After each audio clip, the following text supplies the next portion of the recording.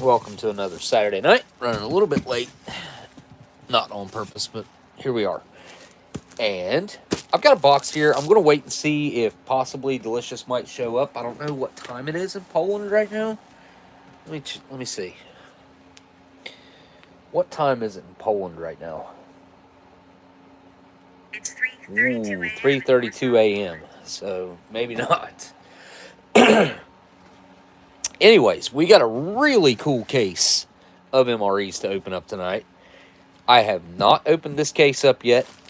Someone has at some point because I don't think it's sealed. I think Gabe said it's not sealed, but it doesn't really matter. They're all there, or it's a case of 12. So, oh man, I hesitate to mess with the chat. Haven't seen any chat yet. Don't forget to hit that thumbs up or down. Either way, it doesn't matter. Yeah, it's good to have you guys back. Good to be here. Good to, man, I have had such good luck with the other case that Gabe gave me whenever he came in to visit. I'm excited to get into this because, what are those, 83 or 84s? I cannot remember. I think they were 84s. Regardless, first generation MREs that I have eaten the majority of the two that I have opened. One was a freeze-dried pork patty, which is more likely to hold up. What was the other one? I feel like I ate a bunch of that one too. So, oh, Delicious is here. I see Germs MRE said, hey, guys. All right, let me make a real quick post. Flip. I guess I'll flip the camera around so you guys ain't staring at just a box. So, hang on just 1 second. Let me go back and hang on. There we go.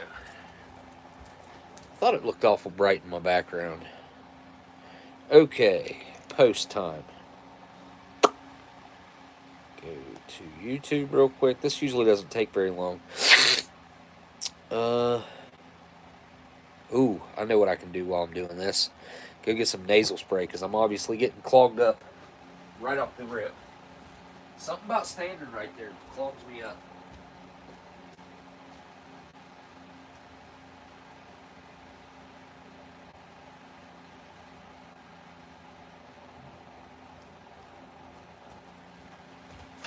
Alright. Right before I walked off there, I think I might have seen Miss Marilyn's name pop up. Miss Marilyn, hello, hello.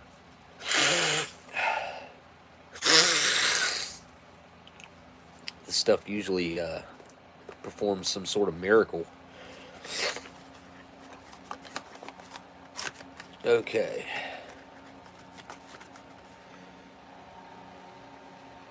There we go.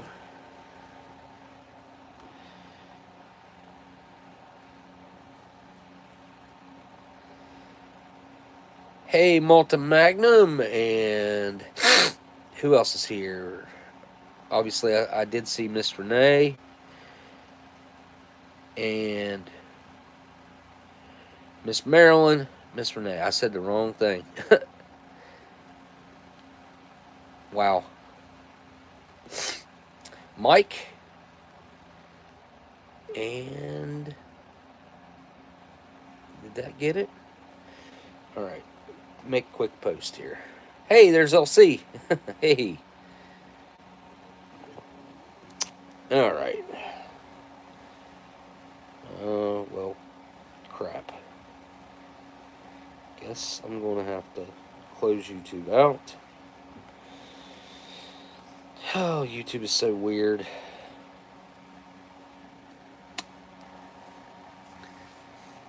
It ain't been long since I trimmed my beard. I trimmed like 3 or 4 inches off of it whenever you like stretch it out. I cut it to like about right there. And I was like, oh my god, I cut way too much off. But it has grown back rather quickly. I mean, it's longer than it was now than when I cut it.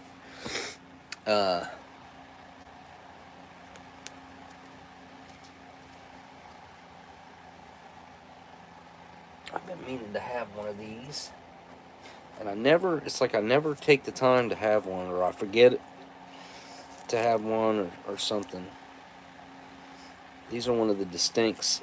I want to say Smitty sent me these a long time ago. I cannot remember. I could be wrong about that. It's been a long time. And I have picked away at them, and I still have a full half a pack plus, I don't know what's left here. 1, 2, 3, 4, 6. Hang on just a second. If you take that out there and dump it, put it on the, put it on some cat food. What are you doing? Alright, well, I need my mail too. I don't know where it's at. I tried to get it. Huh? I didn't see it. It must have fell or something.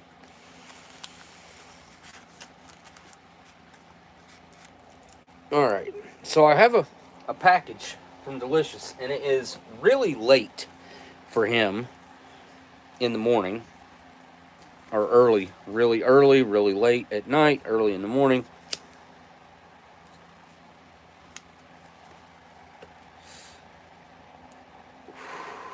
Good Lord.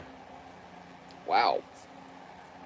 That's extremely strong. I didn't expect that. Okay, quick post. Couldn't make it happen because I had to back completely out.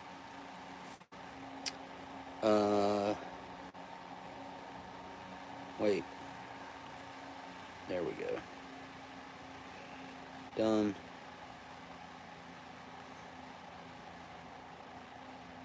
And dang. Start over. I did not get a link. Well, it's because my stream did not pop up. Try this again. Still did not pop up. Are you kidding me? Try it again. Alright, bullcrap. Should pop up on my own feed as the first thing on my own feed. Did not happen.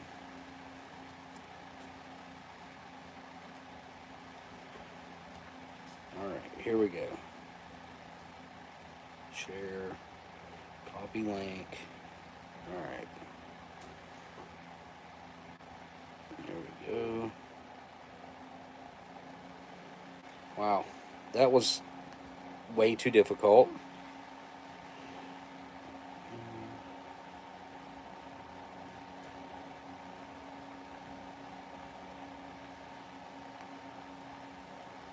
Okay. Post made. Delicious is up really late, so we want to get to that first.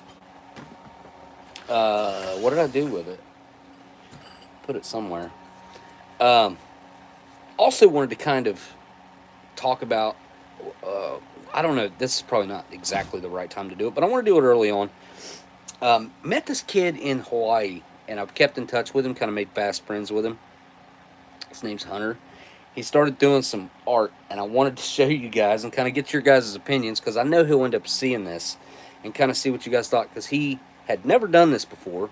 And me and him struck up this whole long conversation. We've been communicating back and forth, and I guess I kind of have encouraged him to do, well, he was going to do this anyways, but I just kind of encouraged what he was already going to do. He started doing like spray paint art, I guess you'd call it. Here, I'll show you guys what I'm talking about. Kill this light. Zoom in. I mean, that's the first stuff he ever done, and I think it looks pretty good. Did you already get the packages? Yeah. Yep. but I couldn't find the mail. I think that stuff looks awesome.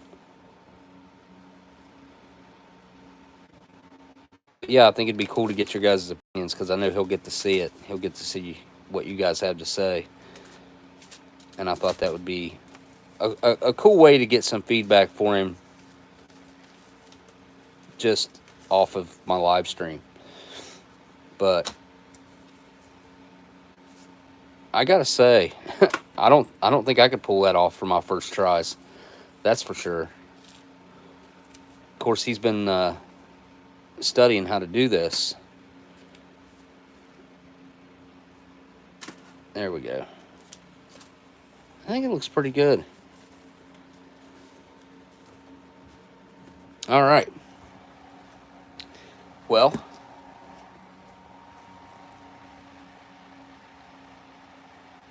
oh, you got some snow yesterday.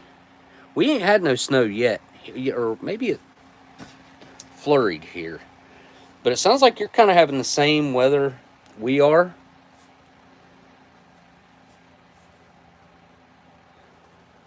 So LC seems to like it, and Miss Marilyn likes it. Very cool. You guys like it? That's awesome. I thought it was awesome. And kind of getting to have the whole journey. It's really weird. So I'll take a quick couple minutes and tell you guys how I'm not going to call it weird, but how differently it could have went. And I look back at how this happened, and I realize it, because me and Amber were walking down this, like, I don't know what you'd call it. It was like poured concrete that went out into the ocean, and it had a pile of rocks right beside it. And we were walking out through there, and every evening when the tide would go out, it would leave water in between the concrete thing and the rocks, and I was taking my flashlight and looking at the little fish that would be left behind when the tide went out, and I was dropping some bread down in there. I think I had some bread, and I walked past this kid sitting on the rocks, and he said something, and I misunderstood him. He said, "Are you looking, or do you need something?" I thought that's what he said. "Do you need something?" I was like, nah, I'm good. Like, thinking it was one of those type of interactions. And he kind of caught that was what I caught. And he's like, no. He said, "Are you looking for something?" And I was like, "Oh, no." I was like, "I'm just looking at these little fish. I'm feeding these little fish." And then, like, we ended up striking up a conversation, and heck, we talked for a couple hours that night, and we've kept in touch. So, like I said, kind of made fast friends of it. It's just weird how easily that could have not happened. You know, like I said, I think back about that and think about how quickly and how easily that one situation could have just not happened. I mean, there's so many things like that happen in our lives that send us down different paths. And I've been thinking a lot about that lately. It's such a weird thing when you really think about it. Simple decisions that you make during the day to do something or not do something enters your mind. All right, I'm going to go to the store. You might end up running into somebody that you haven't seen for 20 years, and heck, you might end up striking up a conversation and starting a business together. Who knows? Like, who knows what could happen from one single small, what seemingly small decision could turn into a life-changing or life-altering path. And I can look back over the last, especially over the last 8 years, and realize certain points or certain decisions that I made that completely changed my entire path. And at the time, I was thinking, do this or not do this.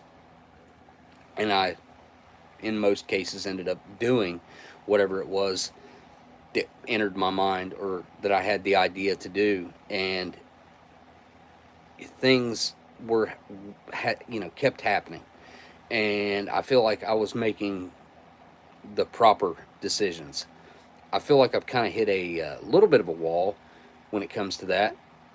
But I think it might be on purpose. I think there's a reason that I haven't made any great big decisions or great big moves, because I guess it's just not, you know, the universe is telling me it's not time for that.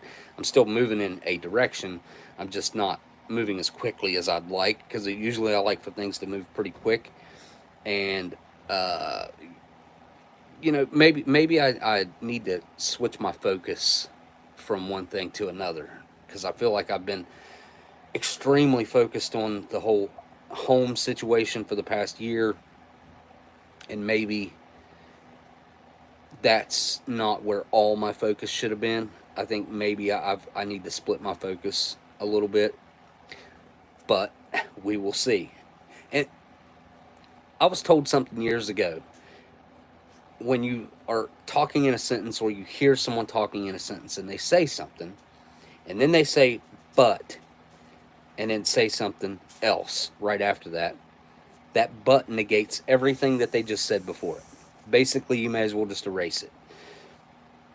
That's usually the case when the word but comes into play. And that's always stuck in my head too. And it holds pretty true. All right. Delicious is here, so let's do Delicious's package, because Delicious isn't always here, and I'm pretty sure he probably knew that I picked up this package the other day. I think I've had it for, today would be like 3 days, maybe 4 days. Been having a little bit of trouble with my water department in town. That's a whole thing that is has gotten a little weird, in my opinion. But I had to get my water bill from up there, and that's why I went up there in the first place. So usually I open Delicious's boxes. Let me use the razor blade, and I leave like a flap.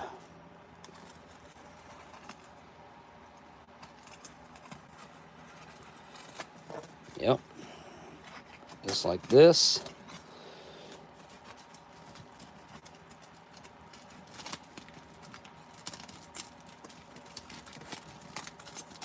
So that I can get in, and then I can put the flap back over it.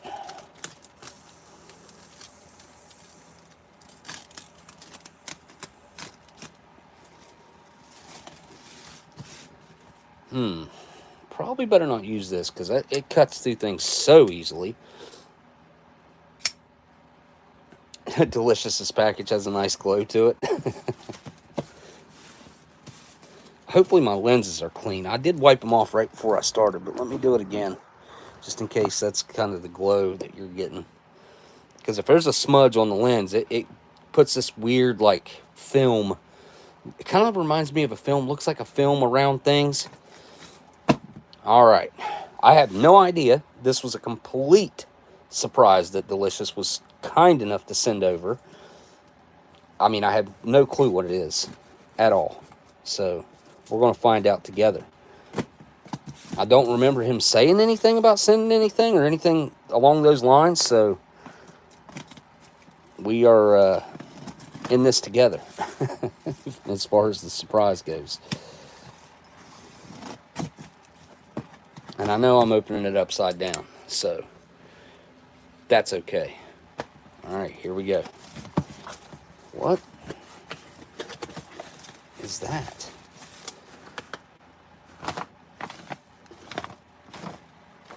What is that? BDPs come in a bag now? Not a box?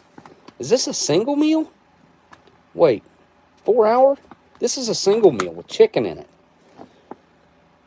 What? Hang on, let me break out the translator here. I don't even know if I got one on this phone. Hang on, I know I got one on this phone. Translator. Okay, this phone is kind of slow. There we go, translate. And we're going to go from Czech to English. Back up your translation here. History. Sure. Alright. The last one I had in was Russian. It's been a minute since I used this translator.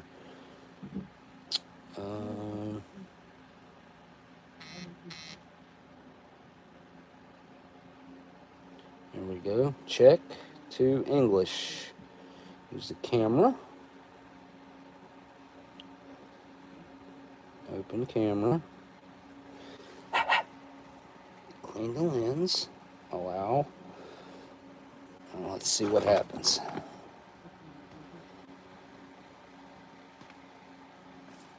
Oh, it's wanting me to take a photo of it.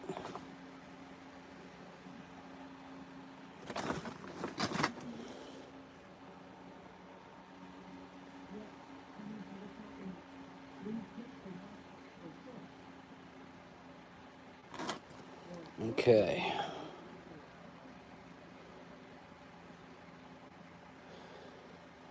Show original text. Got it. Okay. It says packaged food ration individual. Individual food ration pack. Turkey meat. That's all it says.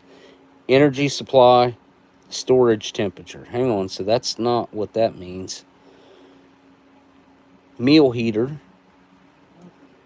And includes LICI. Okay, it includes a spoon. Minimum durability. Dude, this is interesting. What else do we have on here? Wait, is that English? It is English. Look at that. List of components. Pasta with turkey, spinach, and garlic. 340 gram pouch. That's a big pouch of food. The United States mains are... Wait, are they 200? Or 300? Wow, I just had a brain fart. I think they're 200? Wow. It's been a minute since I've had to think about that. Vegetable mix salad. I wonder what that'll be. Vegetable mix salad. A 40-gram dessert, whatever that is. A 35-gram, I'm assuming, chocolate bar. Instant fruit drink. We got 2.4 grams net of some coffee. Some sugar, some salt, some chewing gum. Flameless heater. I'll bet you the flameless heater in this thing is bad to the bone. Multi-purpose paper, wet towel, toothpick. Did I miss something? Spoon. Okay, maybe I didn't say spoon. Anyways, there's the list of contents, and there are 2 sugars and 2 chewing gums. That is cool. I guess this is a menu number 3, I would assume, from the BDPI 3 individual, maybe BDPI 3 individual 3, or maybe L3 lunch number 3, menu number 3. And it's cold where it's been outside. It is cold. Man, that is super cool, though. I've never even seen one of those. I had no clue that they were even doing this. I don't think I have a Czech BDP handy to show you guys the comparison. Usually the Czech BDPs change up their color every year of their box. Years ago it was red, and then they changed to blue, or maybe it was blue, then it changed to red, and then they did green. Then they did like this off gray color, I believe. I can't remember what other colors I've seen. I think that's all I've seen, which would put it at like I've only seen like 4 different years. What else is in here?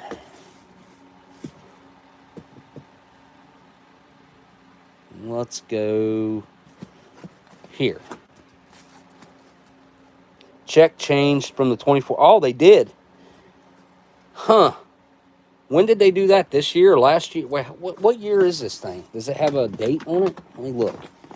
I didn't even notice a date when I looked through it on it the first time. I'm sure there will be a date on the components themselves, but that looks like a date right there. Expires on the 30th of October. I don't know if you guys can see that, because the 30 is where that hole is.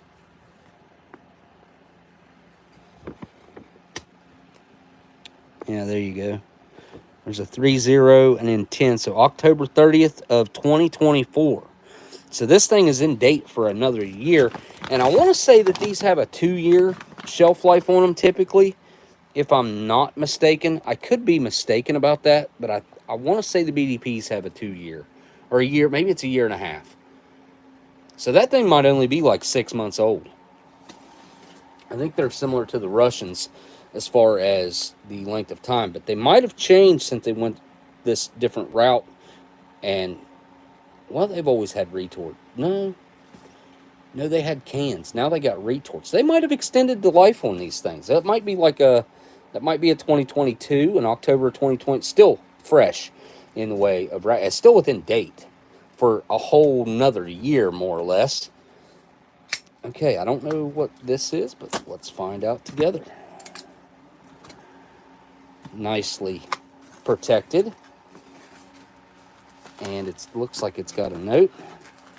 It's not vintage, but I hope this version is not so common and you will enjoy it. I mean, Delicious is like a big old teddy bear. Like, it's what he reminds me of. He's super nice. This is super nice of him to do this. Wait, let's just unwrap it the way he wrapped it. Let's see if I can cut that note off before I go any further.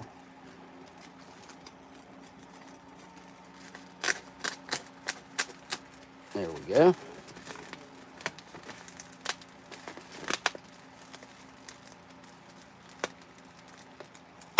There we go. Note and tape.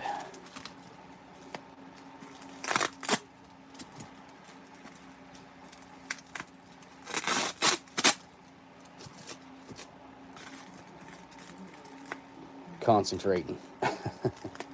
Trying to figure out how this comes apart. Right here.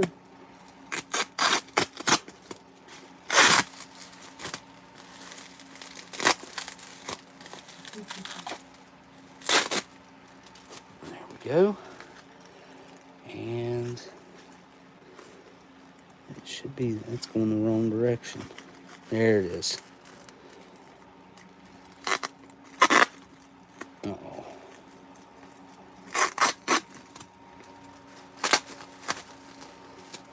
We're in. I just set that right on top of that tape. Okay, it didn't stick to it. Good deal.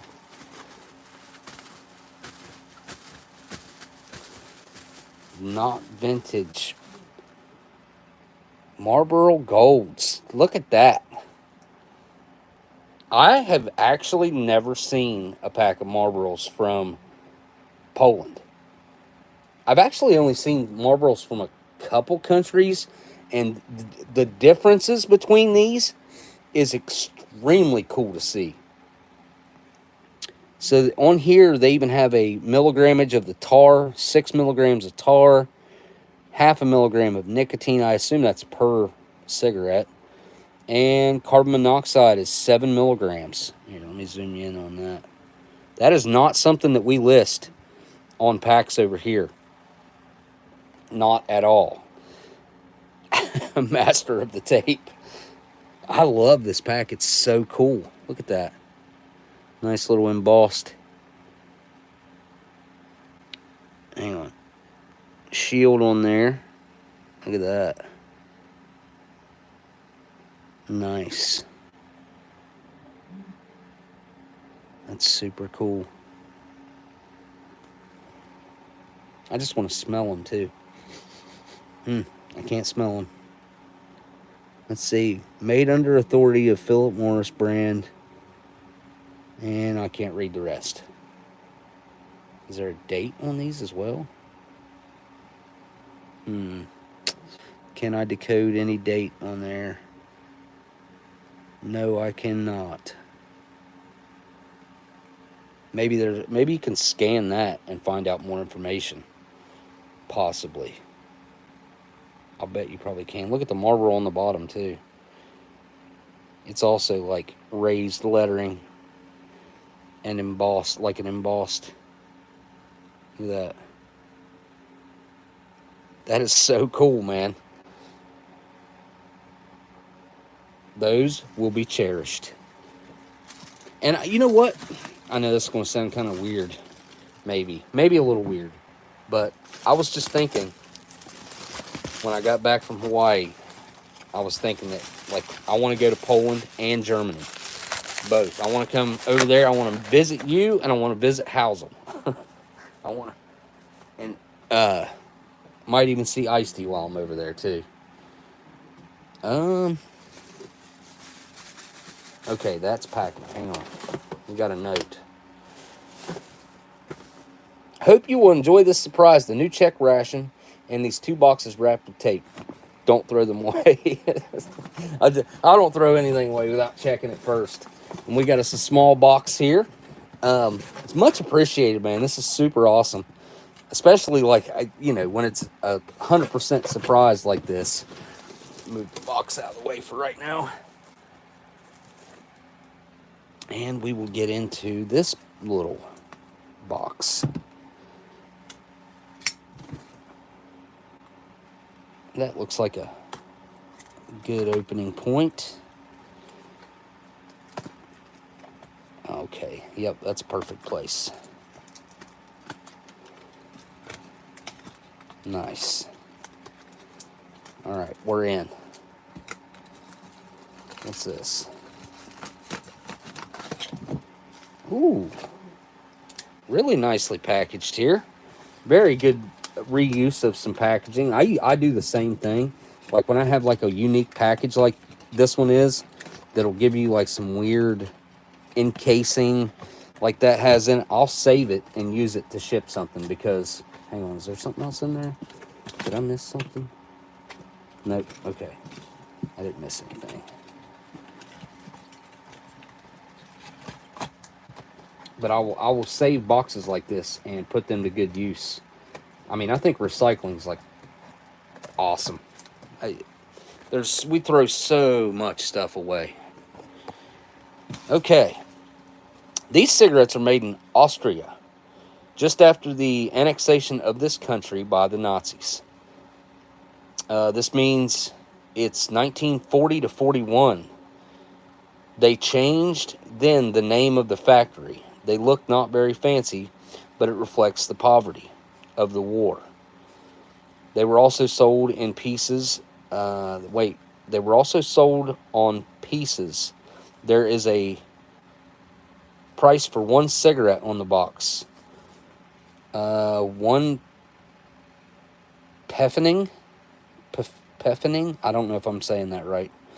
This is a real rare gem. Hope you will enjoy, and it will arrive in good shape. Thank God they did not mess with this, because I have a feeling that what you sent here is extremely rare. You know, I save all the notes too, by the way. They go in a manila envelope over here to my side. Fold that tape over because I can never get the tape off. Actually, I might keep that note with these.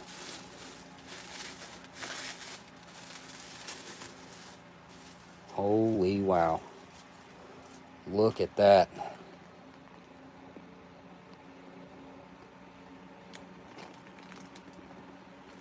That. All right, I got to at least crack the bag open and smell it.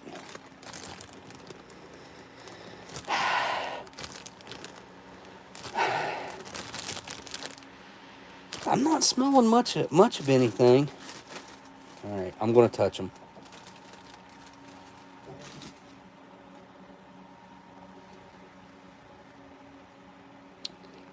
That says 20 cigarettes. And he's not wrong. Look how simple. Oh, he says the box is open. I can see inside. Is it? And let me figure out how this thing opens. Okay, so it's kind of open. About half. So you can kind of see. Hang on, let me get you a zoomed in spot here. They are in really good shape. Look at that. I have a pack that this kind of reminded me of. Excuse me. Let me grab them real quick because I got them right here on display. And I got these from History Savior. And these ones went through a mouse getting a hold of them. But the main part of these is still there. And I've actually tried these. I had one of these out of here. And as you can see right there, these are true German World War II era smokes. I think we determined that these were from like 39 or 40 somehow. But these kind of remind me of those. Although these are way fatter than these. There must not be 20 in here. There must only be 10 in here, because that's got to be what it is. A single layer. That's what it is. Yeah, right there. 10, obviously. What does that say?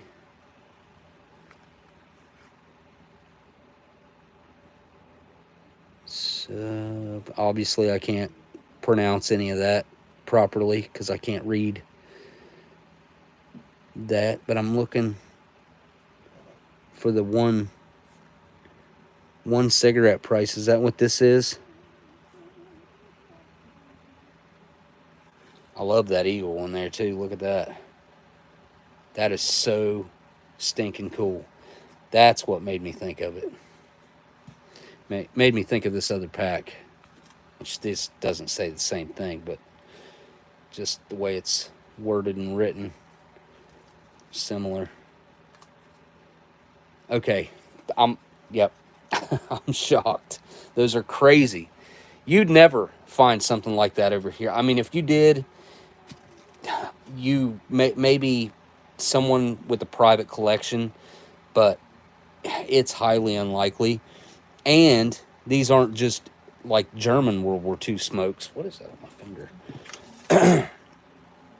These are from when they annexed Poland. So it would have been between 1940 and 41. So we can, by that, it sounds like we can nail down the exact year well, close to the exact 2 years that these could be. And that's not exactly an easy thing to do unless you've got a symbol like on here, or some corresponding knowing whenever the annexation happened like that. Oh, I didn't even notice that. I have to see if I can work that back out. I think I probably can. Man, that is super cool. I just want to smoke one. But I won't. I will smoke a Marlboro. I will smoke one of those Marlboros and enjoy it. Man, those are so cool. They're not going to get just put up, though, because they're going to have to go on display. I'm going to have to make a good spot for them. Oh, I've got this other pack right here, too.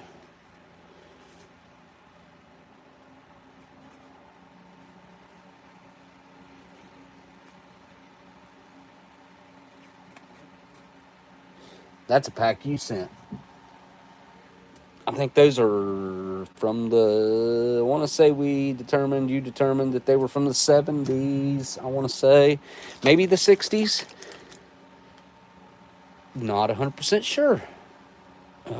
Here we go.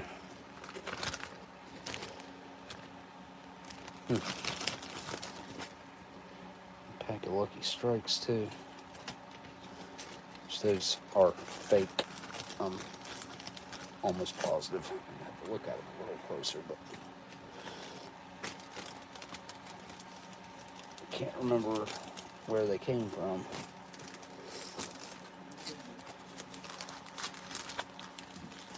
All right, I've got to like get a whole new display is what I need to do. I'm going to set both of these off to the side.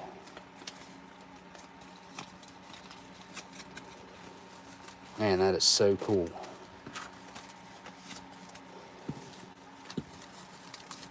Just for now, I'm going to wrap them up like so.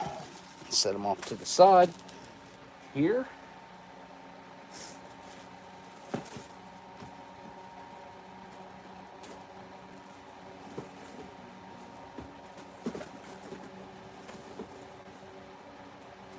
we go. All right, zoom out.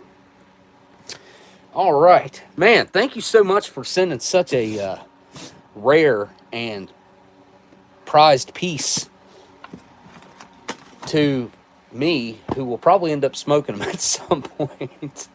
Although I want to do like something special with that, like do it with a Polish ration.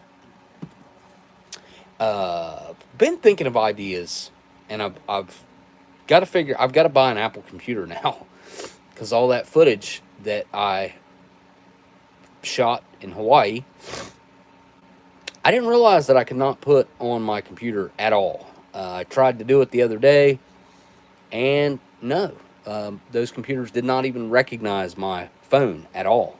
So all that footage, I don't know. I'm gonna have to learn a whole new system just to get that footage edited. But I really want to do it. Yeah, this is super cool too. Had no idea that they went to. Actually, I do think I remember hearing something about that. I hear a lot of sugar in there too.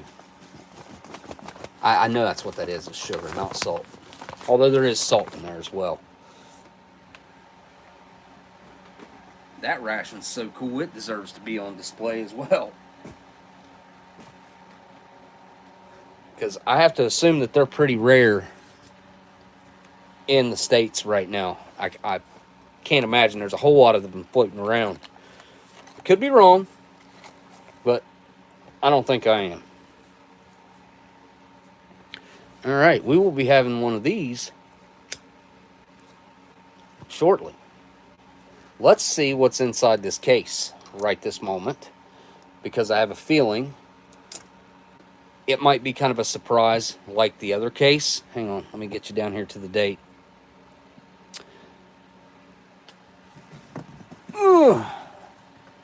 So the 72nd day of 1986, with an inspection / test date of 3/89.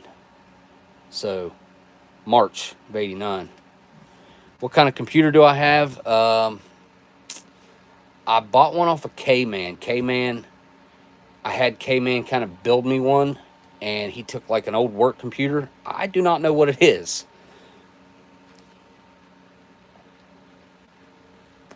Oh, you're going to have some of the new checks for sale on MRE info? There you go, folks. Some of the new check single meals. So those are single meals, right? They're handing out 3 of those a day.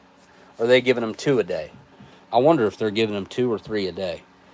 Because, I mean, I guess 2 would equate to 16 hours worth of food.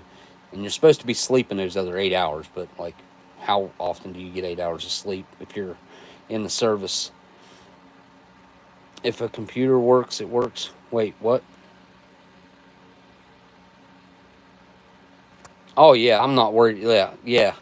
But I guess, like, I don't know why, or maybe I just am that dumb when it comes to the whole iPhone thing, because I've never had an iPhone, but my computer didn't even recognize my iPhone at all, and I tried different cords, I tried different USB plugins, and like none of it registered. So I don't know. I think that's kind of part of the deal when you get an iPhone, is you got to keep everything Apple. So there's something right here I want you guys to see. Let me flip it around here. There's a stamp on this thing that I have actually never seen this stamp before. And it says shelf life extended. I think that means 5 years to 1991. Because it would have been 86 to 91. That'd be 5 years. Yeah. Pretty cool. Pretty cool. I've not seen that before. I have seen some stickers indicating that they had been in cold storage in a freezer. And I've got a case of 93s that I had 2 identical cases. I opened one and ate them all, and they were all in really good shape. And the other case is tucked away, untouched. All right, I can't unzoom my phone. That's not good. Hold up. Or I'm already... Maybe I'm already unzoomed. Uh-oh.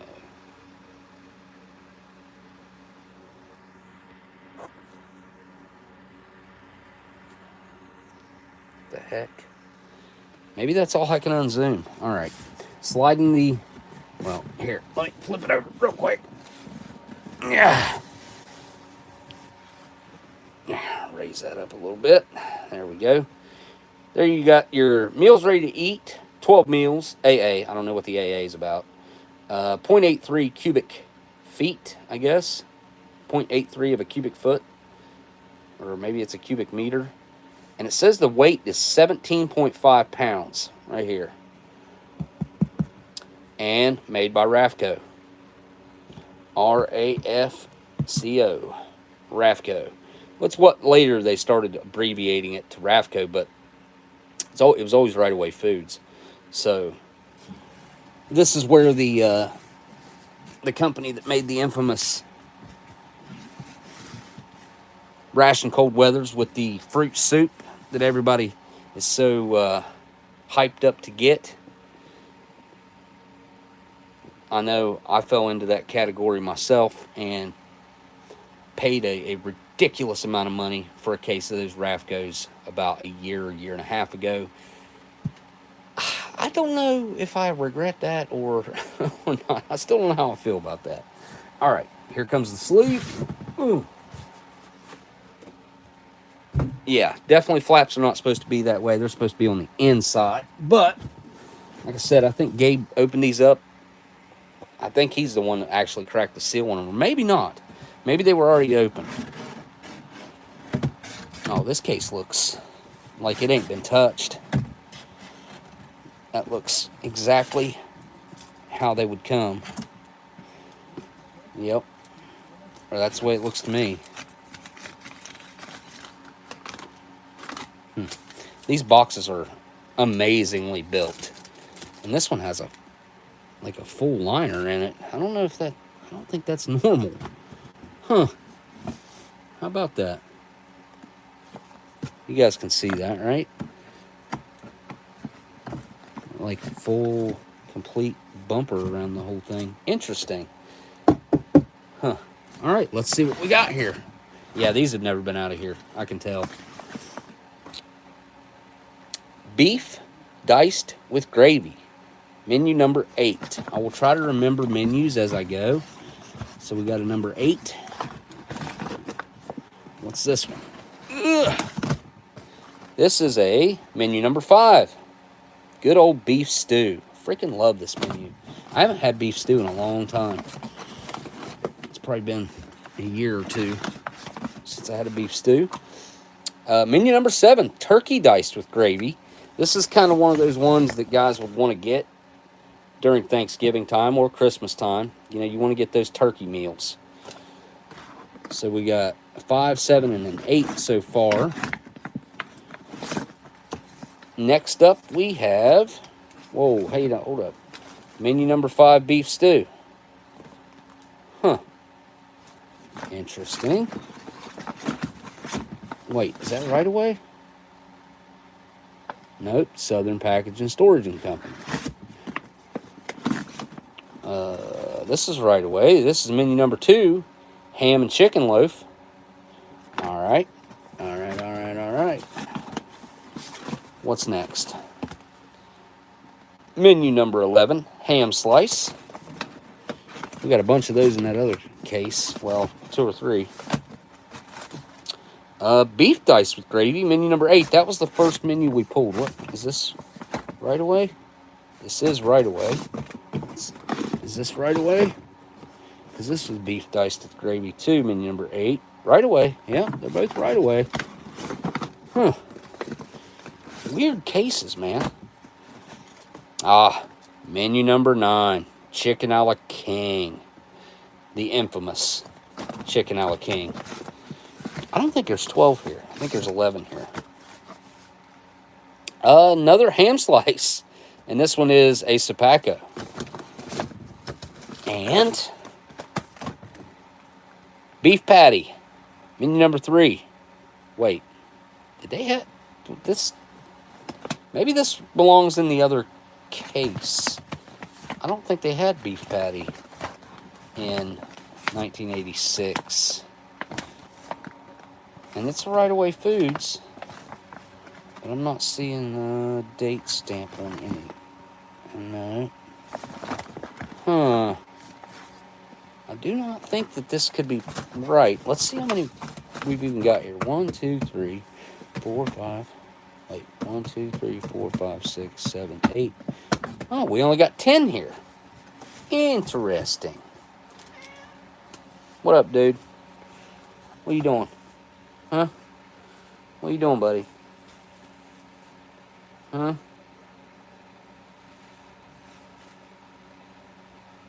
All right. Here, come here. Oh! Yep. Yep.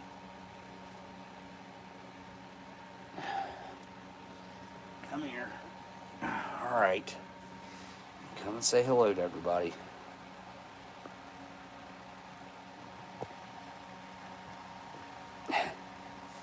Here, make biscuits on my hand.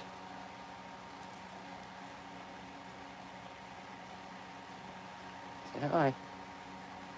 Great guy. He is a good boy. Yeah. This cat is bleeding from his ear, and I'm gonna have to take him to the vet. I don't know what's wrong with him. But he's got stuff that comes out of his ear. Poor guy.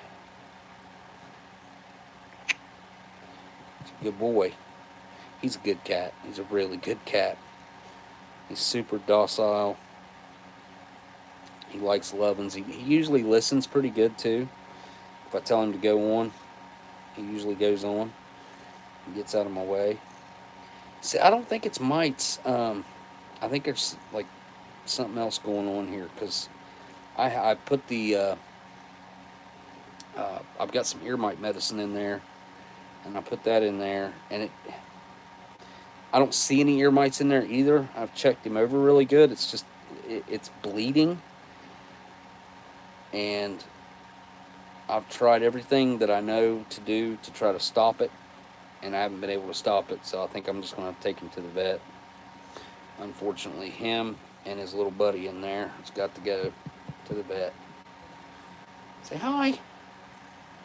Hi, pretty kid. He's got really pretty green eyes too. Here, open your eyes. Right here. Ow. All right, here, right here. All right.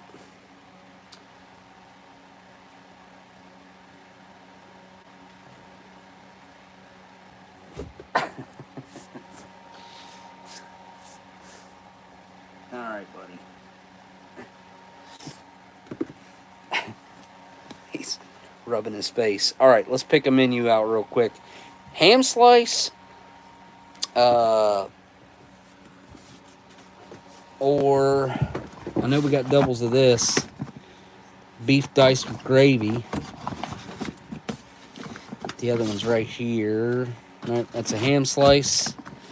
And this is no, it's a chicken loaf. That beef, that's beef stew. Did we get 1 or 2 beef stews? Turkey diced with gravy. Beef diced with gravy. There's the other one. No, dude, no. No. All right, that's it. Go on. Go on.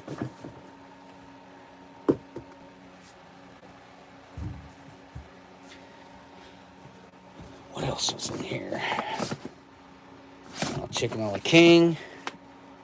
Another ham slice. What was on the end? Weird beef patty. There's no way that belongs in here. This should have been some weird, like, kind of different menus. So, do we have 2 beef stews? There's a beef stew right there. Didn't I say? Yeah, we got 2 beef stews. All right, that's a Sepaco. This is the right-of-ways. This is the right-of-way. I kind of want to go for the beef stew because I haven't had it in so long. And it's kind of a nice change, but...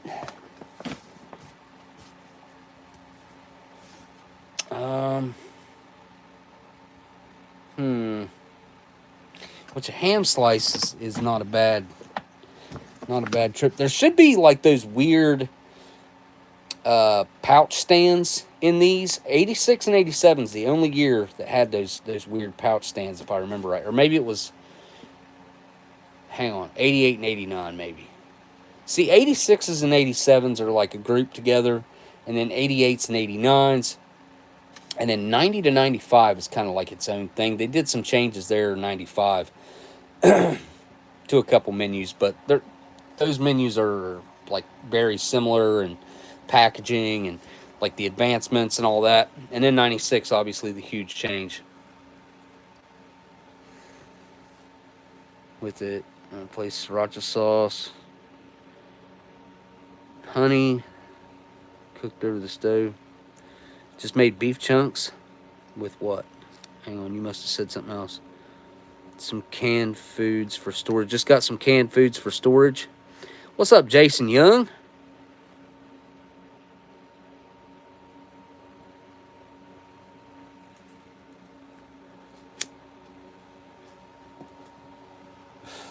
I've had really bad luck in my past with beef diced with gravy. I think I've only been able to eat one out of the probably 10 vintage ones that I've tried. I've tried a bunch of beef diced with gravy. I've tried a lot of pork with rice, barbecue sauce, and then there's like a meatballs one too, but it's not called meatballs. I can't remember what it is. You know what? I want the beef stew. Like, if it's good, it'll be good. Let's go for the right-of-way foods. Beef stew. Now, these came from Gabe. And Gabe didn't store them very well. But I have had really good luck with the ones that I've had so far out of that other case, the 84s. I'm curious to see if this is even actually an 86. Wait. Yeah, 86. So, let's break out the old razor knife. Let's see if this is actually an 86. I think it probably is. Hang on real quick. No date code on here, is there?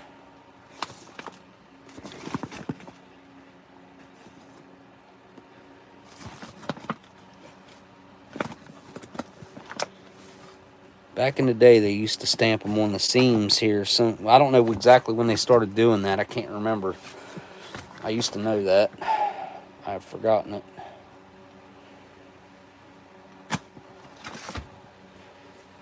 Come on, be an 86. I know that beef patty is not an 86. Or I'm pretty sure it's not. I'm pretty sure that menu was gone.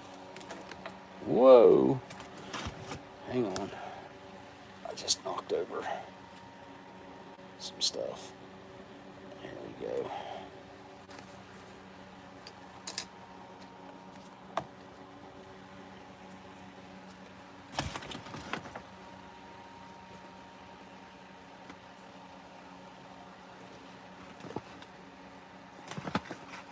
Let's just take it out one at a time then.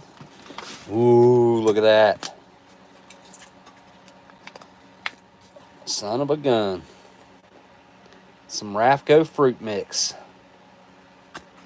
Oh, this is made by Mountain House. Oregon Freeze Dried Foods Incorporated. Out of Albany, Oregon. I don't know if you got, there we go. You can see the Oregon there, and the Albany there. Is there a date code on this anywhere?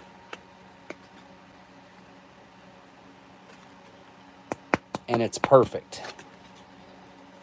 And it doesn't, I guess it's mixed fruit. It says fruit mix. I assume that means it's mixed fruit, because usually it says like peaches, strawberries, whatever on it. That doesn't say anything unless I'm missing it. Eat dry or reconstitute in cold water. To reconstitute, cover the fruit with water. Let soak until soft. And I'm not seeing... Yeah, usually they stamp the variety on there. Or it'll just be that, but fruit mix. I guess that means it's mixed fruit. What else we got in here? We got us an accessory pack. Look at that. That's a pretty accessory pack. That is a good looking accessory pack. Right Away Foods. I always like the old Right Away Foods printing. Coffee, cream substitute, sugar, salt, chewing gum, matches, and paper toilet paper. Right Away Foods Corporation, McAllen, Texas. You got a date on this bad boy anywhere? Nope. No date. Let's keep going. And we got a spoon. Good old classic MCI type spoon in the MREs. This is before they clip the ends off of them. Oh, we got a full-size main here, so that tells me this has got to be an 86. Got to be an 86. So that is a 6021. 21st day. So January 21st of 1986. Ingredients: beef, water, peas, carrots, dehydro-frozen potatoes. What? I have never seen it worded like that. Dehydro-frozen potatoes, modified cornstarch, tomato paste, margarine, salt, sugar, onion powder, flavoring, hydrolyzed vegetable protein, and some caramel color and garlic powder. That is awesome. Distributed by Del Monte Frozen Foods Incorporated. So, old TV dinner, Del Monte. You guys remember Del Monte from back in the day? Kind of a nostalgic hit with the Del Monte. I remember Del Monte from when I was a kid.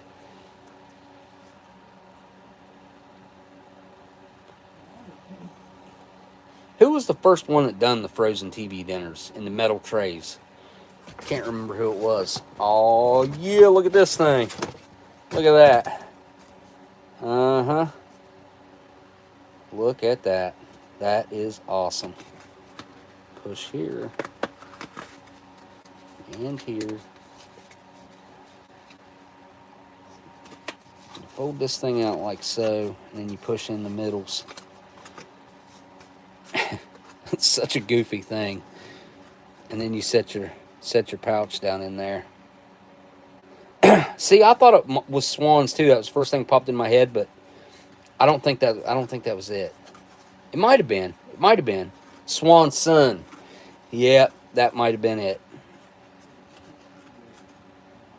Yeah, these pouch stands are cool.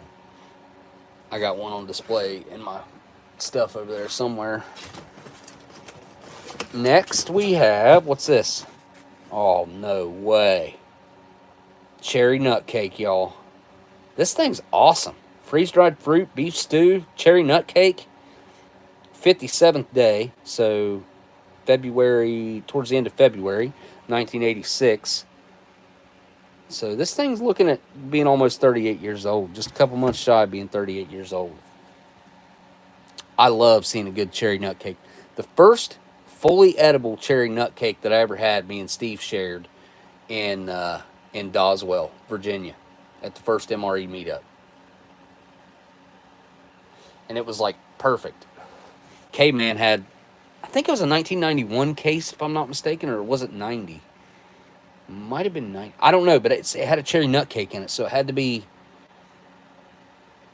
yeah, it could have been a 90 or 91. But it seems like it was in a different kind of box. I can't remember exactly. What else we got up in here? Oh, no. We have a cheese spread that is wrong. This is all wrong. You guys hear that? You're not supposed to be able to. That's not supposed to be like that.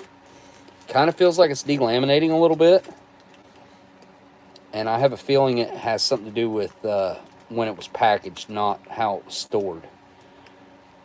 I mean, because it looks all right, but it feels all wrong, and it feels like a clump in there. But we will check it out just to find out how foobarred it is. All right, one more thing in here, maybe. That is an empty bag, and we have our MRE crackers. This is a totally different era than the ones before. As you can see, the vacuum sealing got way better from 1984 to 1986. Just that couple years, they really improved the cracker packaging. I mean, they stayed exactly like this packaging was until 1997, I think, 96 or 97. And they changed the packaging in the crackers. All right. Let me get this out. Go throw it in some boiling water. Everything's looking pretty good so far except the cheese spread. Wow, look at that. What an interesting looking retort pouch. I think this is the first year for the full size 8-ounce package. Does that say how many grams it is? 226 grams. I said 200 earlier. 226 grams or 8 ounces is what the mains are. Half a pound of food. And you got tear notches way down here on the bottom. This is just a weird looking retort pouch. Super different color wise and just the way it looks with that big flap on the top. Look at that thing. Really cool. I wonder why it says beef stew established 449. Is that, I wonder if that's like a lot code. And then obviously the 21st day of 1986. There's absolutely no delamination going on here.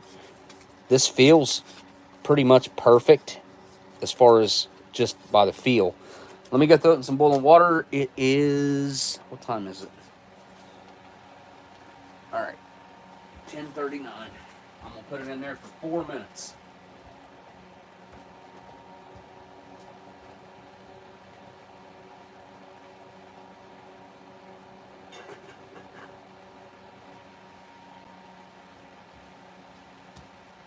Only 4 minutes. I do not want to go any longer than that. Okay. Slap the rest of this goodness on a tray here. I like the size of the older stuff too. It's just easier to manage. Look at that. Crackers, nut cake, freeze-dried fruit. Nice, small, compact packaging. Freeze-dried fruit, nut cake, crackers, cheese spread, and we got our accessory packet A. Let's take a look inside this bad boy. I think we're still in the coffee instant era here. Tear notch is upside down. Yep. Break out the razor knife here.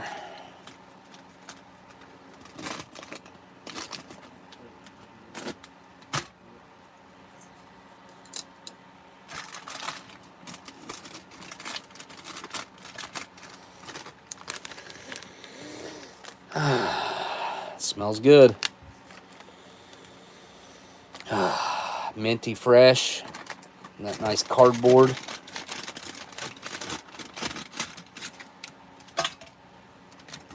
There we go. Everything. And we do have the Coffee Instant Type 1. 2.2 grams net with ascorbic acid. We got some white chiclet style gum. Looking pretty good, actually. Really good. No cracking. No yellowing. Looks perfect. We got our Amstar 6 grams of sugar. A little package of iodized salt, 4 grams, made by Diamond Crystal Salt Company, Wilmington, Mass. And here we still have the folded over butt ration or paper towels, napkins, whatever you want to use them for. 1984, they were blue still. I don't know if they switched in 85 or 86. And we have a cream substitute dry non-dairy that feels fine. Awesome. We got some coffee to make. That's the only drink you get in this one. 1986. 1984, we had a couple drinks. We had cocoa beverage powder and coffee in the 84s. Both the 84s that I had, if I remember correctly. I think I had cocoa beverage powder in both of them. Check the time. All right, we're getting close. One more minute. I got time to open. Oh, missed the matches. Of course, they're going to be made by D.D. Bean and Sons, right? Yep. Strike on back. Black matches with white tips.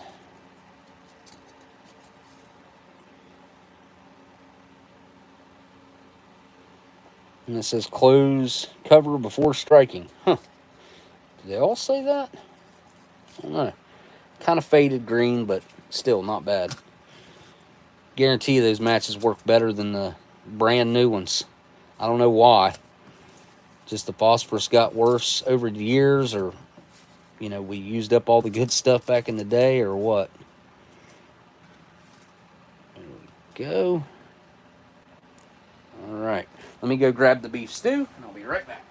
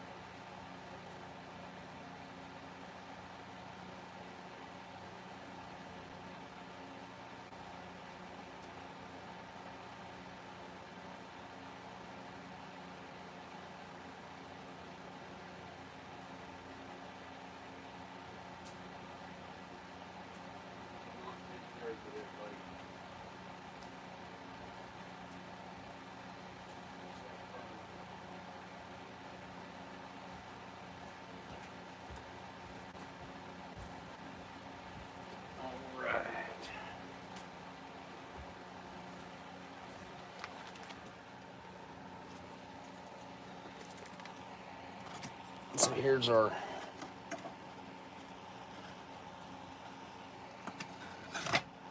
pouch stand.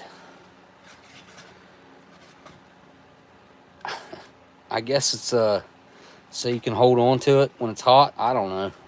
I really don't know. Top pouch stand to set up, squeeze and push with the indicators. Insert pouch to rest across. Pushed in. Pouch supports. Squeeze. Squeezed here. All right.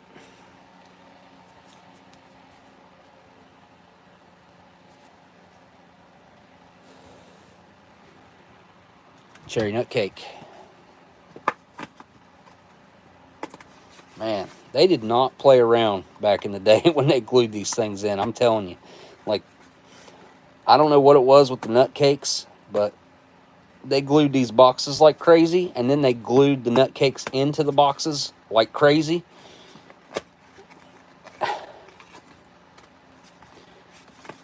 All right, gonna have to use the knife.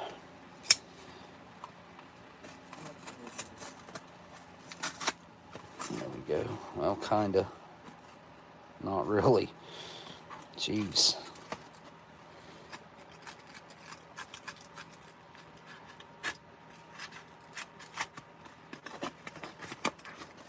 All right.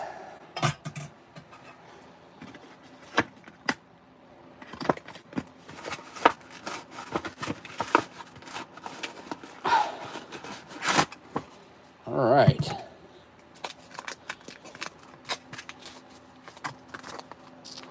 Cherry nut cake. 6057-5. Alright, let's get this bad boy open.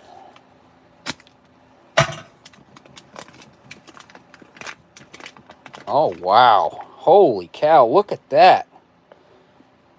Wow. I expected this to be dark. That is not dark. Let me smell it. Ooh, it smells good. Oh, wow. Look at that. That looks to be in great shape, but it's really tightly packed in there. So,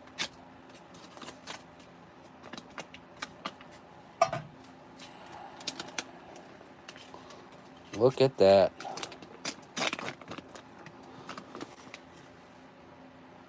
Wow. Look, the cherry's still red. Still got red to them. Yeah, I mean, I've had these where they were so dark that, I mean, they look completely different. This is super light colored, which is what you want to see with a nut cake. I mean, the nuts are going to be dark because they're sitting in a batter and they soak in that batter and stuff. They're not always bad if that's just because they're dark.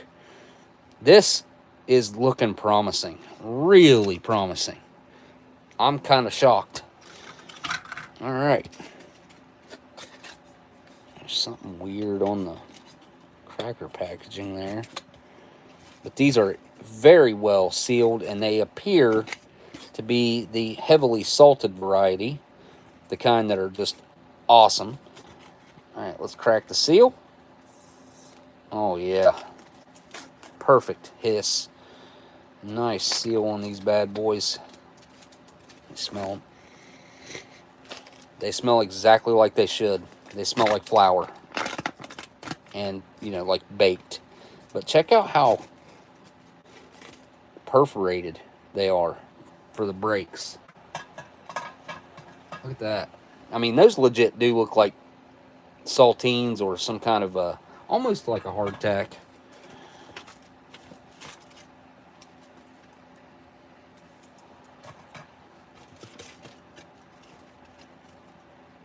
And these do have the salt on them. Absolutely. I like the way that those break. I like the nice deep perforations so that you can have individual crackers instead of them just shattering. The new ones, honestly, the new ones suck. Compared to the old ones, the new ones just aren't up to par. They disintegrate easily. They break into pieces. You end up dropping pieces when you're taking a bite of them because the cracker breaks in unexpected ways and places. These, on the other hand, are super firm, and those perforations make it nice. I gotta have a bite of these. Making my mouth water. These things, they're an acquired taste, I would say. Not something that everybody would like the first time they eat them. But after you eat them a few times, you come to like them. Most people do. I know I have. All right, I gotta take a bite. Wow. Perfect amount of saltiness.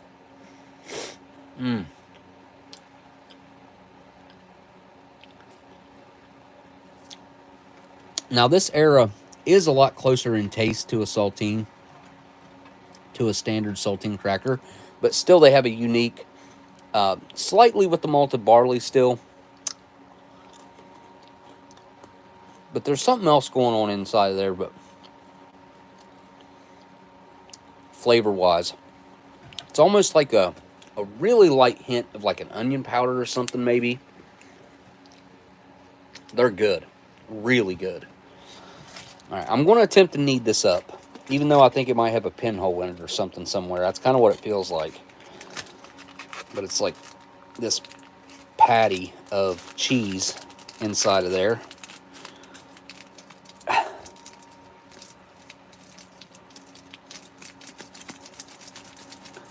Favorite squirrel. It's weird. Something don't feel right. It automatically started delaminating.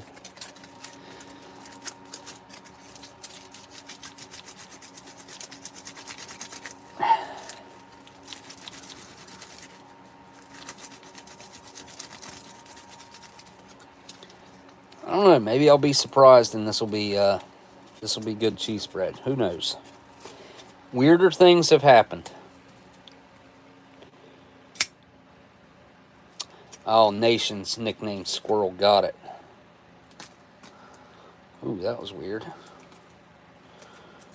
Huh.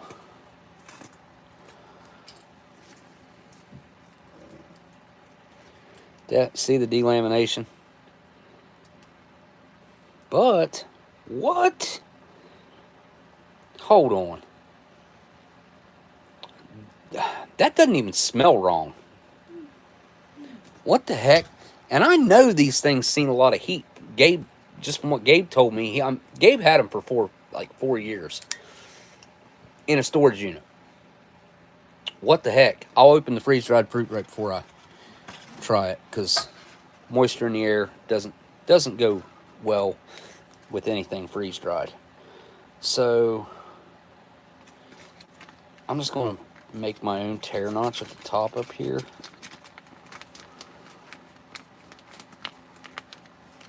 Look at that.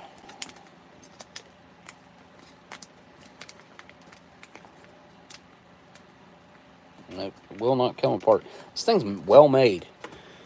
Well made.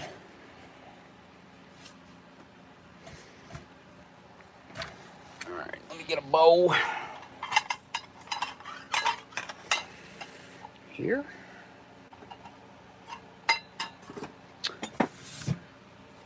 Alright, alright, alright. Create some tear notchage. Do it over here. Like so. There we go. That worked out well.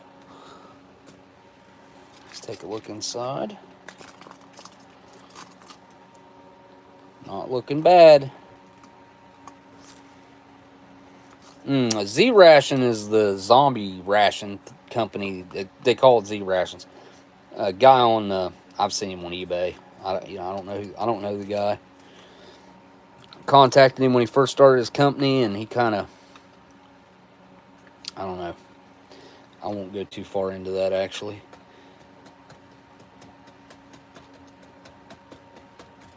But yeah, there's a guy on eBay that sells Z Rations. Just more or less put together components. Kind of like what Bob was doing for a while. Custom made stuff with a lot of military components and some other not military stuff. Alright, so that smells good, I think. I don't know. Let me really get my nose in it, because it's possible that it smells a little weird. I don't know. It looks a little weird. Not gonna lie. I do believe that's a big chunk of fat right there that I'm pretty sure I don't want anything to do with. But look at that beef. See, that's not that processed crap. It doesn't even look like meat. That actually looks like meat. And that's what I'm going to try first, is the beef. Where's the beef? All right, here we go. Down the hatch.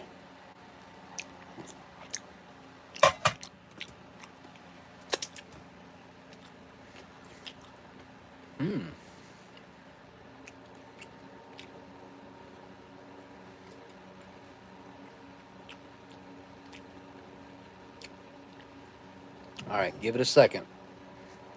The texture is perfect. Perfectly cooked. You know, kind of it's got a decently firm chew to it, but it also has that fall apart roast beef kind of a texture to it. But it's got a nice chew. It's, you know, still on the firm side. No weird side effects. It tasted like exactly like a brand new beef stew would. Actually, maybe even better than anything I could go buy right now. Any Hormel or Campbell's or anything of that nature in a can. Huh. I did not expect it to taste. It smells a little weird. I ain't gonna lie. It smells, I don't know. It's got this kind of a weird off scent to it. And I mean, let's be honest. It looks a little weird as well. Like,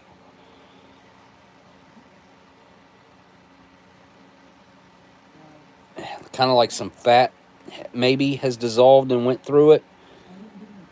It's kind of what it looks like to me. Yeah. Unless, I don't know. That looks like fat. And it's weird because it just keeps like breaking down. If I push it against the side of the bowl, it just breaks down into nothing. Unless it's that freeze dried. What did it say? Dehydrated free. What did it say? Dehydrofrozen. Word I'd never seen before. Dehydrofrozen potatoes. Maybe that's what it is. And they just disintegrated in there. Maybe they used freeze-dried potatoes, or dehydrated, then freeze-dried. Maybe they were dehydrated potatoes, and then they freeze-dried them. I don't know. I really don't know. But I'm going to go for a bite of all the weirdness to go along with it. I want some of them peas that ain't popped yet. All right. A little bit of everything. Nice and hot.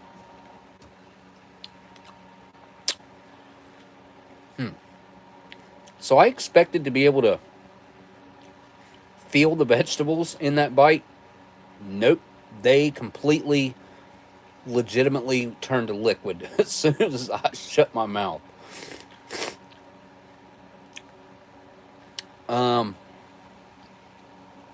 It might be just slightly off, because I get a little bit of that weird coating in my mouth, but it's nothing major. No burning. Everything tastes just about right. Although I'm shocked at these vegetables, especially the peas, because usually they got a little bit of a, like a pop to them. Let's see. Nope. I mean, they just turned to nothing. The skins were left behind, but the insides were like there was nothing there. It's kind of strange, but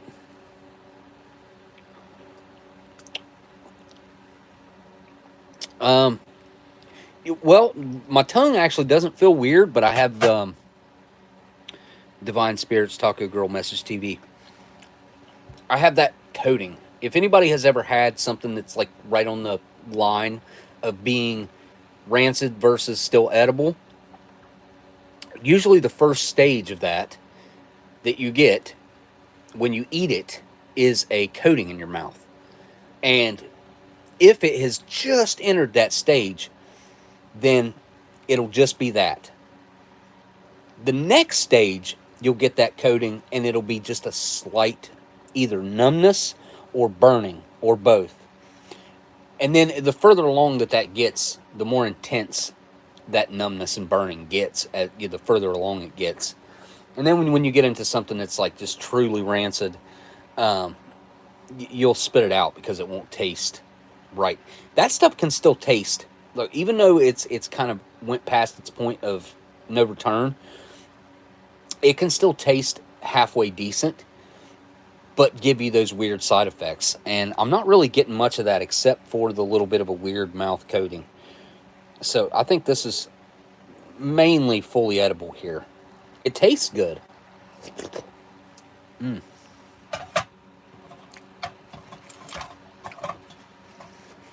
I want some cracker with it. Wow, so salty. Those crackers are amazing.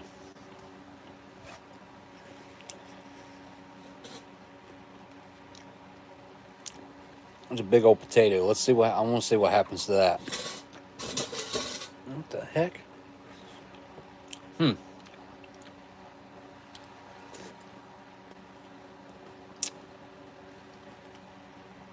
It's crazy what happens to them potatoes. Watch. I'm barely going to push on it, okay? Well, that one's got a little bit more firmness to it. Huh.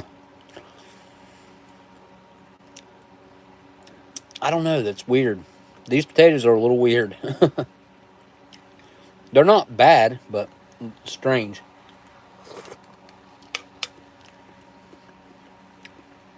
Very, very, I guess, soft. They disintegrate quite easily. This is pretty good.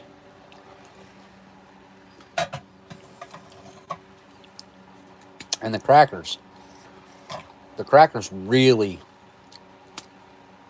enhance the whole shebang here.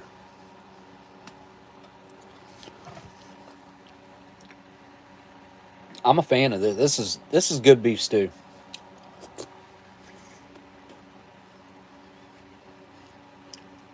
And the crackers just like add a ton of flavor and salt.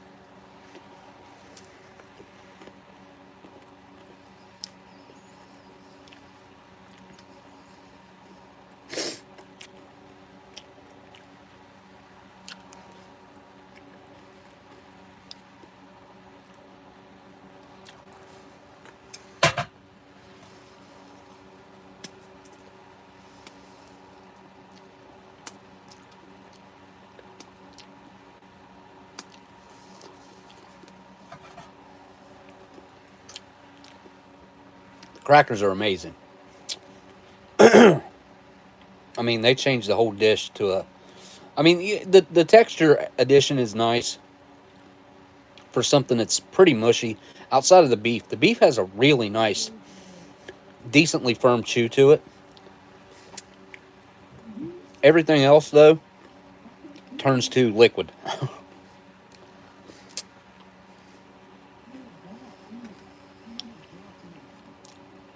That's a huge chunk of beef.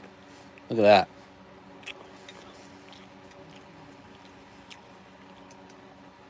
I mean, that just looks amazing. To be almost 40 years old, 37, 38 years old, almost 38.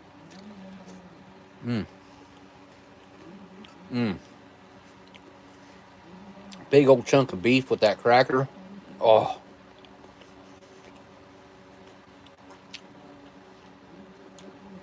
That is awesome.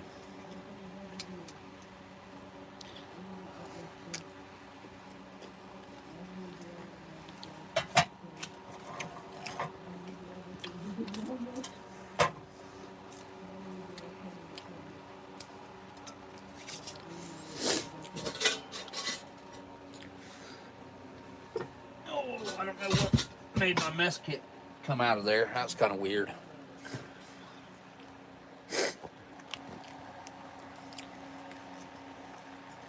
Yeah, this is not bad.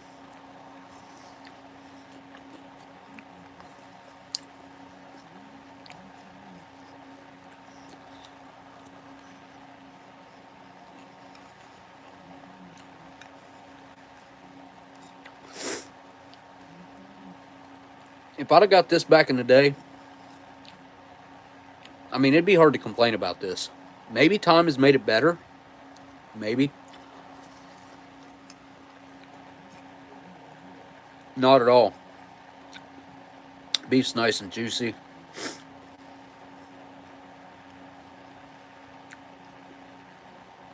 Potatoes just turned to mush. Like, basically everything else liquefies.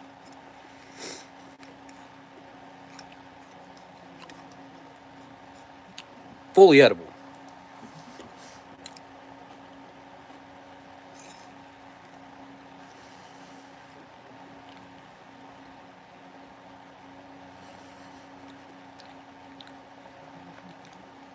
The beef chunks, I rub the powdered spiced garlic for 5 minutes. Then the ginger for 3. Black pepper a minute. Then rub the red pepper flakes in. And then pour soy sauce and vinegar over it. The honey's a thickener. Sriracha sauce for a thickener for the honey for a thickener. Then sriracha sauce poured in the marinade to marinate it. 3 to 4 hours. or 3 hours, or 2, then cook it that way. Did I read that right?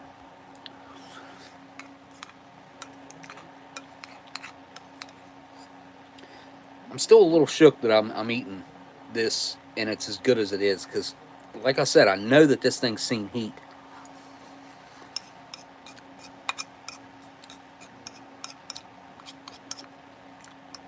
It shouldn't be this good.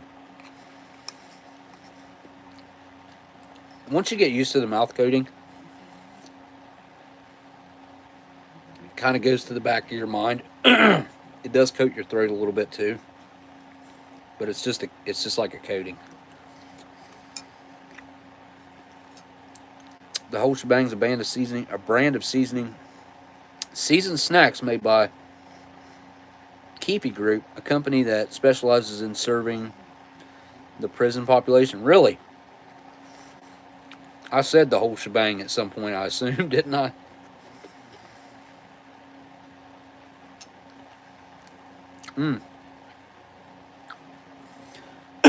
So they make these 304 chips. It's a West Virginia company called Mr. B. And they make these 304 is the area code for all of West Virginia. Telephone. And I watched a news cast trying them. They did like a taste test on the news set. 5 or 6 different people. And out of those 5 or 6 different people, 4 of them were like, "Oh, these are like the Canadian all dress chips." And I'm like, how many of you guys have actually tried the Canadian all dress chips? Really, that many of you? But then I remembered, I think they brought the all dress chips down here for a minute, and I love the all dress chips. The 304 chips that we got now are, I wouldn't even call them really similar. They just have one thing in common, which is that sweet sour flavor. But yeah, all dress is way better. Dehydrated potatoes made into crisps.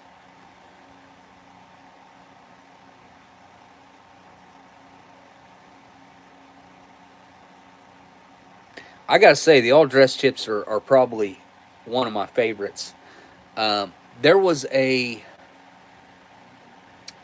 cheddar jack or Monterey Jack Dorito back in the day, and I'm talking probably the late 80s, early 90s, maybe mid 90s, and they were so freaking good, man. And I would love to find a bag of those still edible. Oh my god, I'd love to experience that flavor again.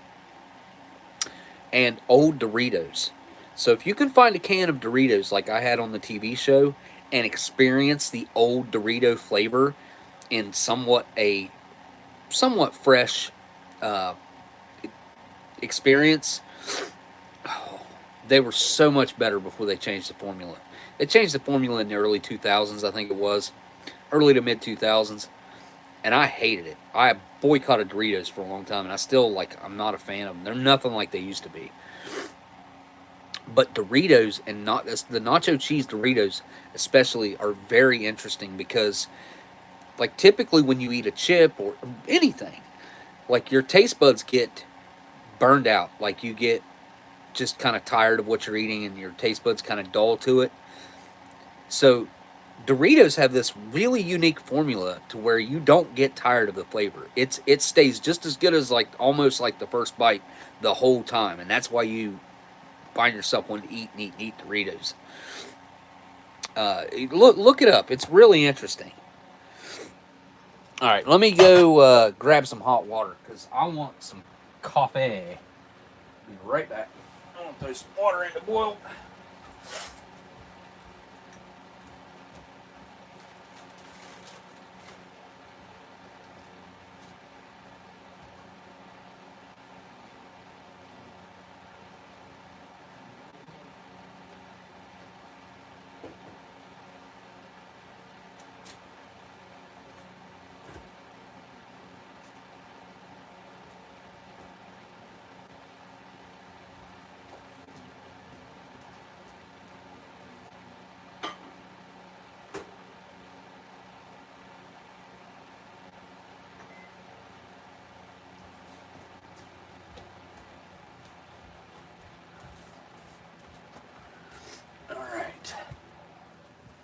I hate to not cleanse my palate before moving on. Let me do the cheese spread. Break a piece of this cracker off. And this surprisingly what so far looked like a... Oh. Well, I mean, that's actually what it's about supposed to look like. Color-wise, I mean, it had a little weird brown chunk in it, but honestly, that does not look bad at all. Especially going on like the nut cake color and the taste of the beef stew so far. I don't know. Let's give it a try. Here we go. Nasty cheese spread, most likely. Down the hatch.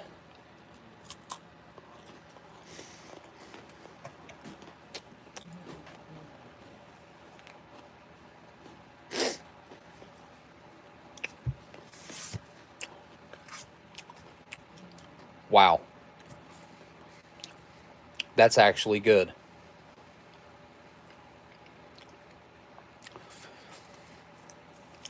I mean, it's got that typical cheese spread flavor, which is normal, but it doesn't have that like really stench of gym socks type deal.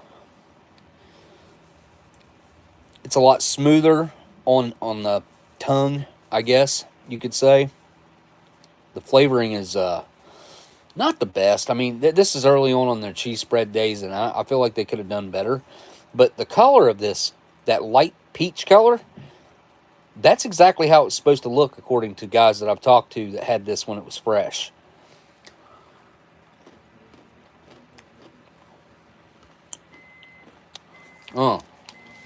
Housel is a huge fan of Chex Mix too. My old lady made him a bunch of Chex Mix a few years ago, and I sent it to him. And on the way there, it got lost, sent back, and then resent again. And it ended up being like 3 months for homemade Chex Mix that was in clear Ziploc bags. Ended up screwing it all up. Yeah, that's actually edible, believe it or not. Alright, I think my water's done.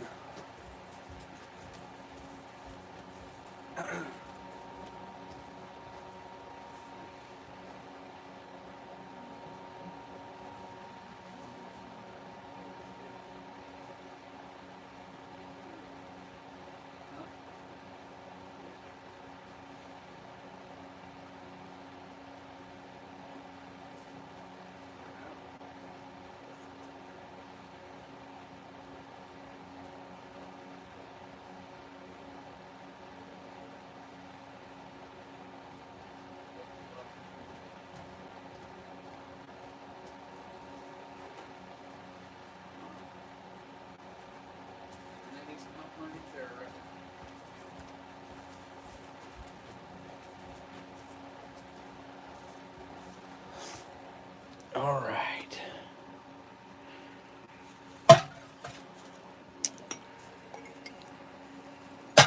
Coffee time. Coffee Instant Type 1. The good stuff. Now this is different. That's got a date stamped in it. 5344. This is from 85.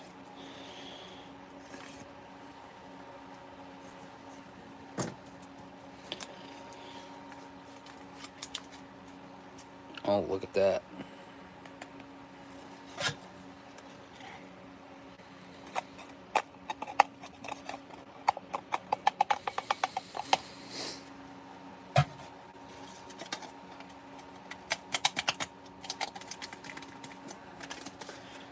All right.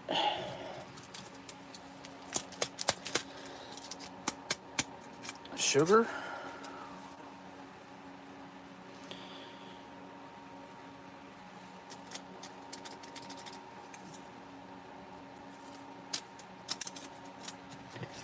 And let's check the creamer.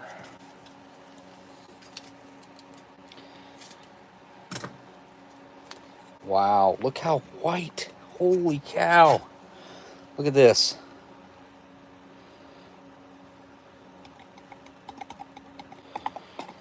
It's almost the same color as the sugar. It's not far off. Wow. This thing is unbelievably good looking. And has been really good so far. Let's give it the water.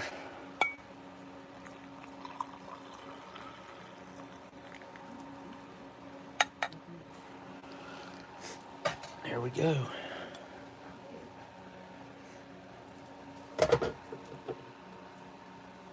Ooh.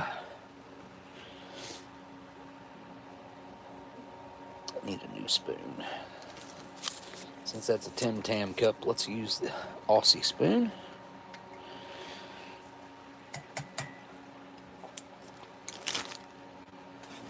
Oh, I meant to mention B Temple, by the way. I don't know if he'll catch this replay.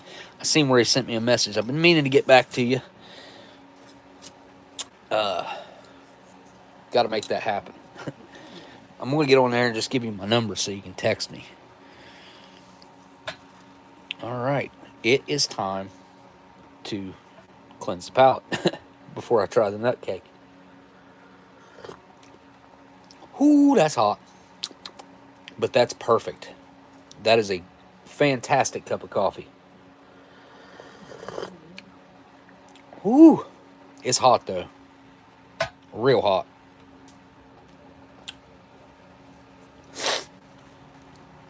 All right.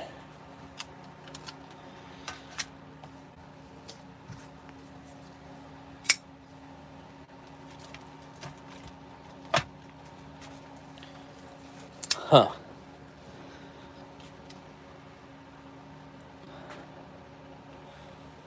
Look at that. Cherry. I assume those are all nuts. Let's look at the other side. Look at that.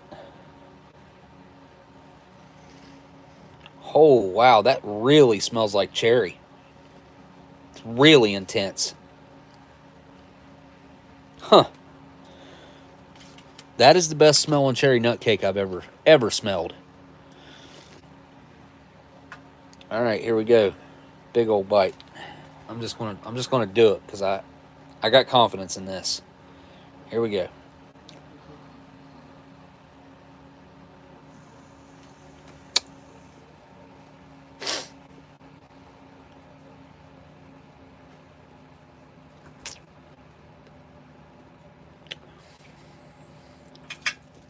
That cherry flavoring is intense, but it's not artificial. It tastes real.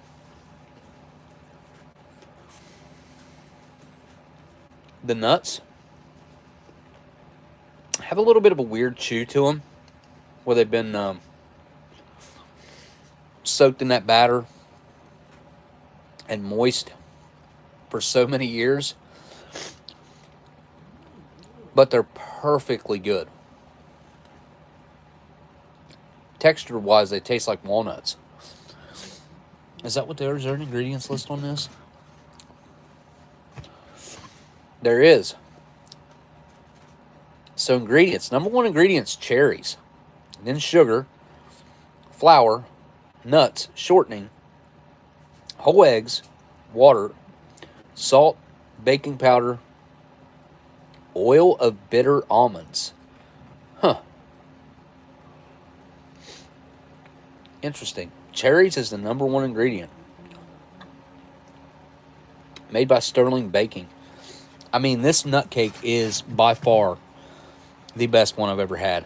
There's no weird coating in my mouth, no numbness. The only thing that I could like complain about would be the texture of the nuts, but they might have always been like that. It's mouth-watering good. This is rare. Extremely rare.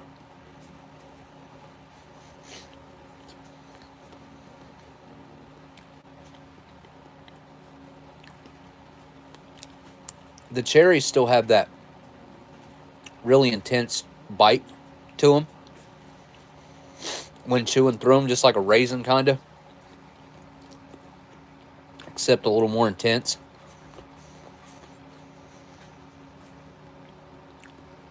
There's plenty of cherries in it too, that's for sure.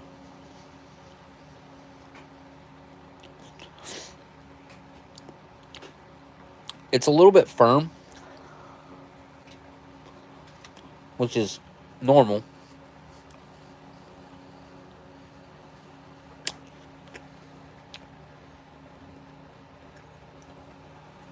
Wow. Unbelievable. Really. If I wasn't eating it, I probably wouldn't even believe it. Especially knowing what I know about the recent storage of these things.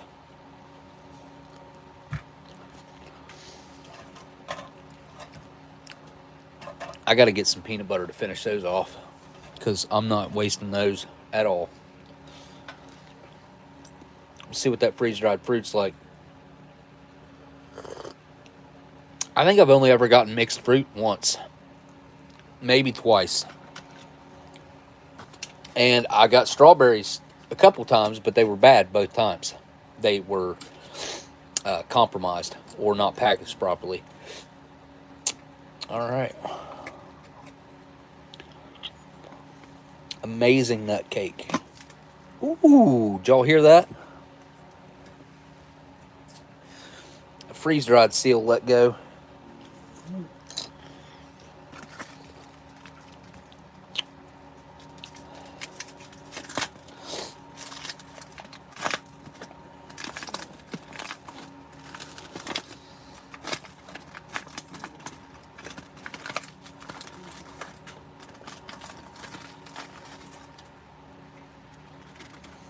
Almost one piece.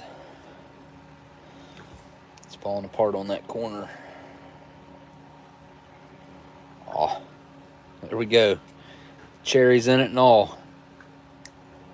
It's got like the, it's just like a fruit cup that they freeze dried, because it's got the syrup in it. But it's way better dry, in my personal opinion. It's just a fun snack to eat. Let's give it a try.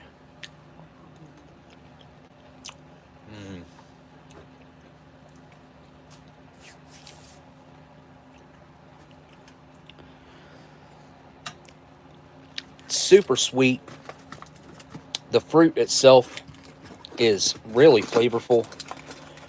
If it tastes fresh, the fruit does. Dissolves in your mouth pretty quickly.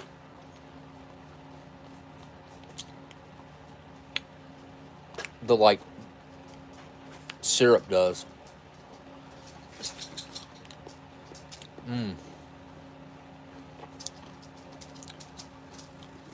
That's so good. This is one of those things I wish I could share with everybody, because you can't buy something like this. You can buy freeze-dried fruits, but it won't be like this.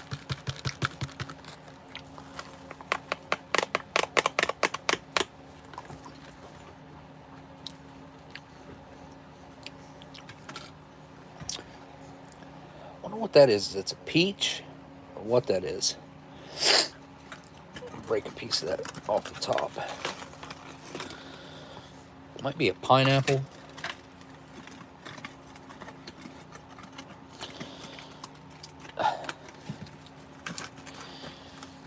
Get them in there so you don't go weird on me. Yeah, I'm gonna see if that's a peach. I don't know what that is.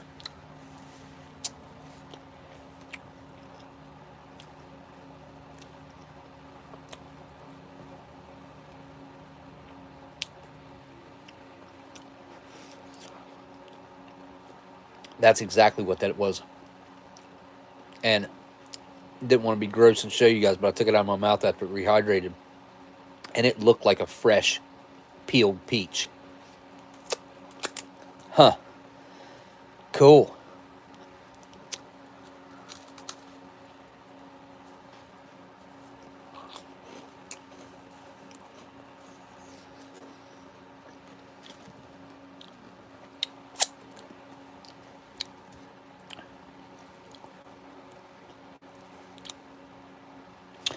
You see, like, you know, See all this syrup in it? It's what all that like sparkly stuff right there is. It's the same stuff that's in fruit cocktail.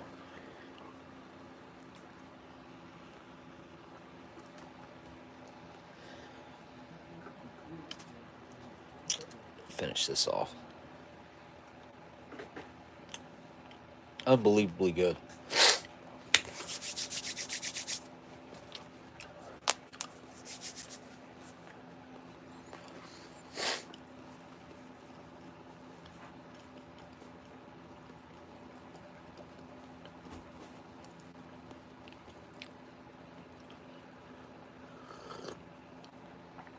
I should have ate one of these with Gabe while he was here, because they've been shockingly good.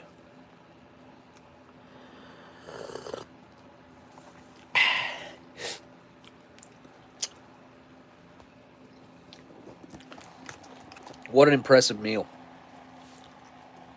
What an impressive meal. So I'm going to open these Polish Marlboros, which I'll always keep the pack, but I'm going to enjoy them.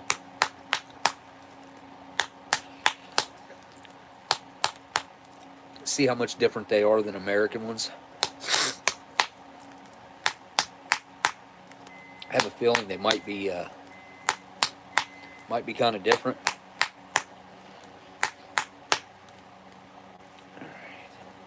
Wow, that peels off all the way down in the middle, literal middle of the pack too. Huh. I don't know if I want to do that.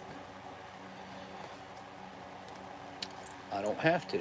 I can take this and cut right where the box opening is.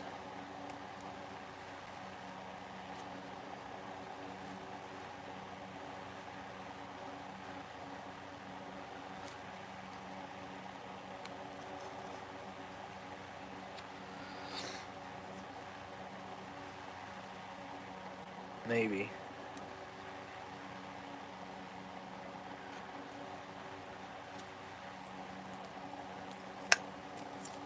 Yes, sir. Oh, that's awesome. Look at that. It's got like a, I don't know, like a weird collar. Pack top under there. Huh. That's weird, a weird little detail. Look at the fancy liner. Yeah, they don't do that over here either. Ours is typically shiny tin, and this is more like a parchment paper, like a wax paper, kind of.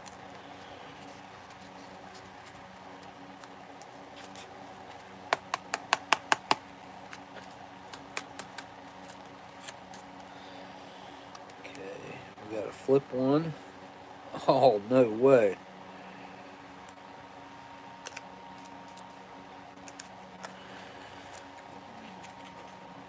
Yeah, these look really different. Hang on, I'll show you guys. Super different. Look at these filters.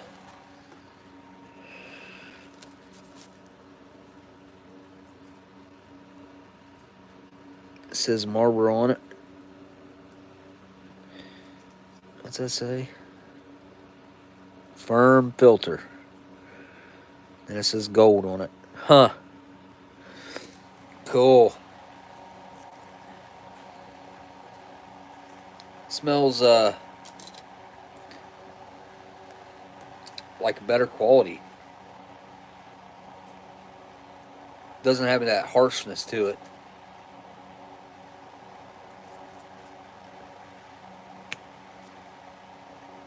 Where's all my matches at? There they are. Okay.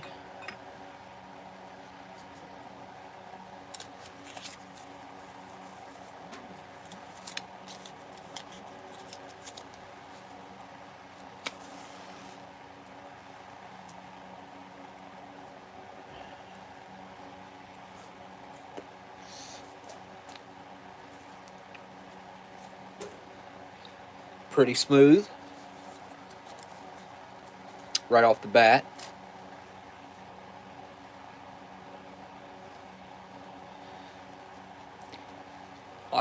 I know this is going to sound kind of silly. It seems and tastes like it's a better quality tobacco than what they're using over here. The Marlboros over here, I would call them a second-rate cigarette. They're not the best of the best anymore. They're not the top tier, and they haven't been since they switched over from the fire to the fire safe paper. Marlboro kind of lost their way, and I don't know if that was by design or if it really was just because of the paper. But ever since they did that, I didn't want anything to do with them. I thought they were awful. This is different. This definitely kind of reminds me of how Marlboros used to be. A lot more similar to the Pall Malls that I smoke.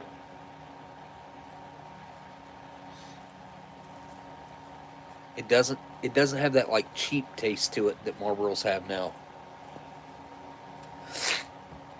And these are gold. So but you know, I don't know if that means regulars over there because it does not taste like a light. If this is a light, then they don't know what light is over there. Because lights over here are nothing like this. Later, Storm, don't forget to hit the thumbs up board now before y'all take off. If you don't mind, give Google their 2 cents or your 2 cents and let them have it. Let them have their feedback that they so crave.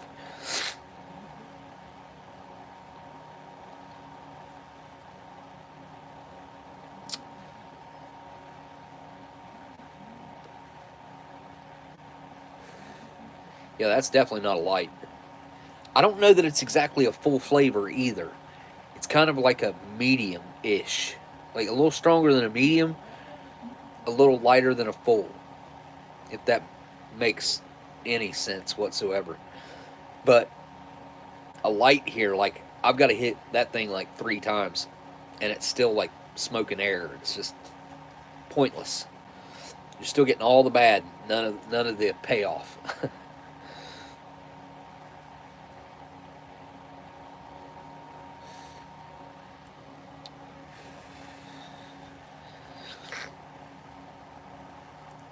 What'd Steve have? Looked like pull tab.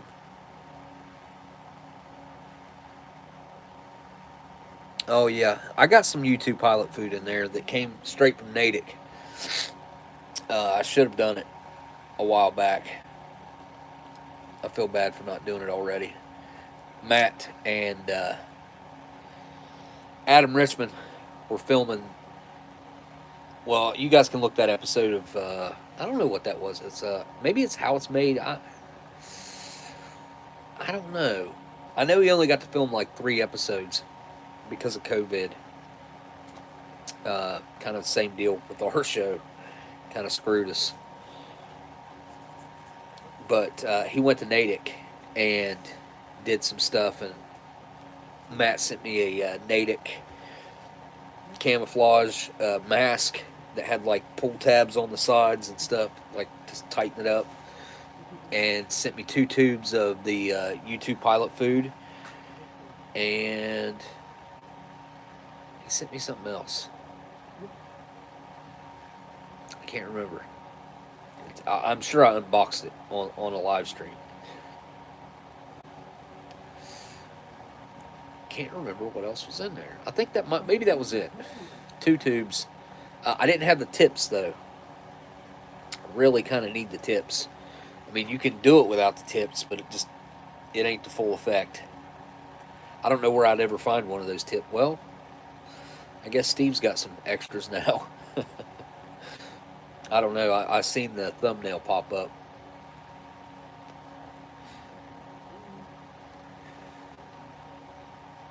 Not bad. Not bad. Kind of, not what I expected, really. I expected it to be more along the lines of a light, judging by the packaging and the fact that they were calling them golds. I expected it to be like a Marlboro Light. Definitely not a Marlboro Light. And I've had mediums too, Marlboro mediums, and that's still not what that is. Yeah, yeah. I think he did. Didn't he do like a single couple or something? Yeah, I've only got two. I've only got two of them. So I figured if I did it, I'd only do one of them and keep the other one sealed. Those things are not easy to get. Like they don't want to let them out of there. So I don't know how he got those ones, but yeah, they don't want to let them out of there.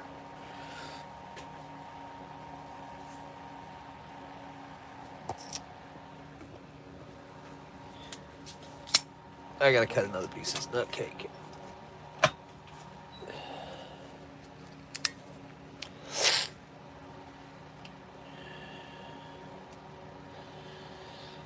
That's a cherry.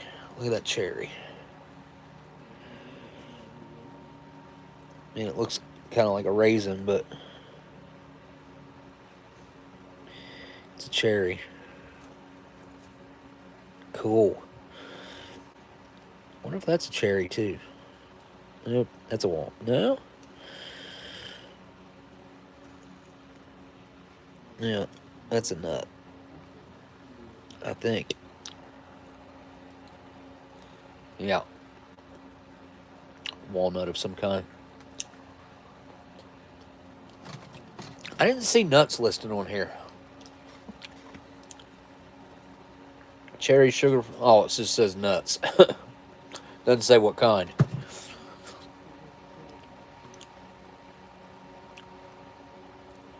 This thing is awesome. Look at that.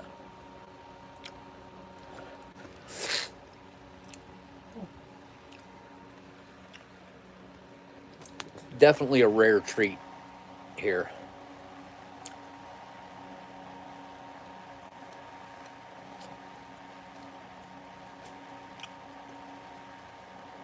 I'm full.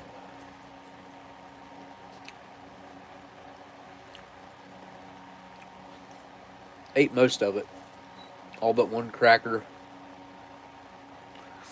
I've eaten half the nut cake so far. Well, when I finish this. Ate all but a bite of the beef stew. I should have just went ahead and ate that last bite. Saving some fruit for later.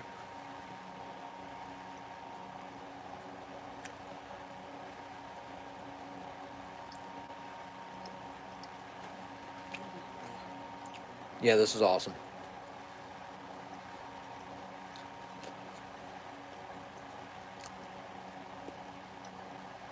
I've had some decent nut cakes before, but they're always just like, just a little bit weird, a little bit off. It's usually the nuts. They give you a little bit of a rancid nut, stinging, numbing sensation. This doesn't have that at all.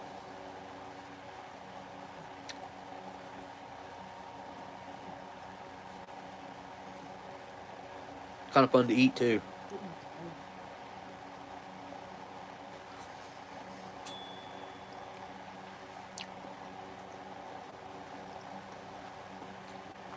Super strong cherry flavor too. The other ones I've had weren't this strong.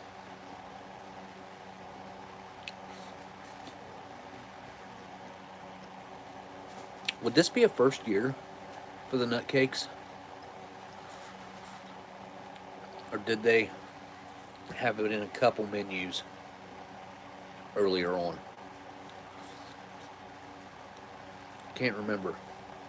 But to have the nut cake and the freeze-dried fruit, that's a score.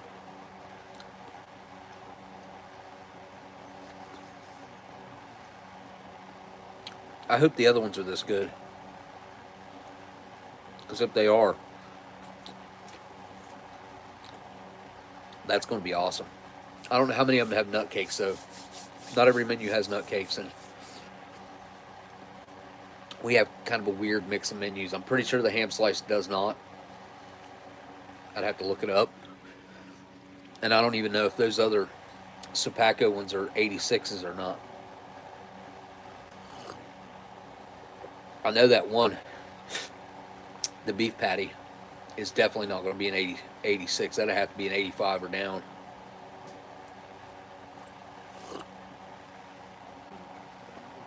I'm pretty sure that they stopped the beef patty in 86.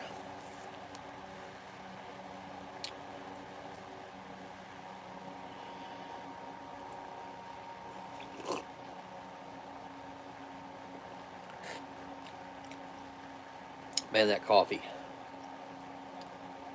It's not strong on the tannins. Doesn't have like that dryness that the tannins give it. This is a lot more mild in that aspect. But it's good.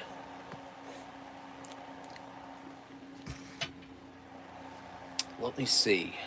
Let's check out MRE menus page. Oh.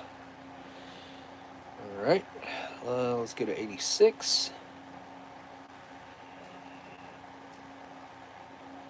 So 1986 is on its own, 87 is on its own, but 88 and 89 are together.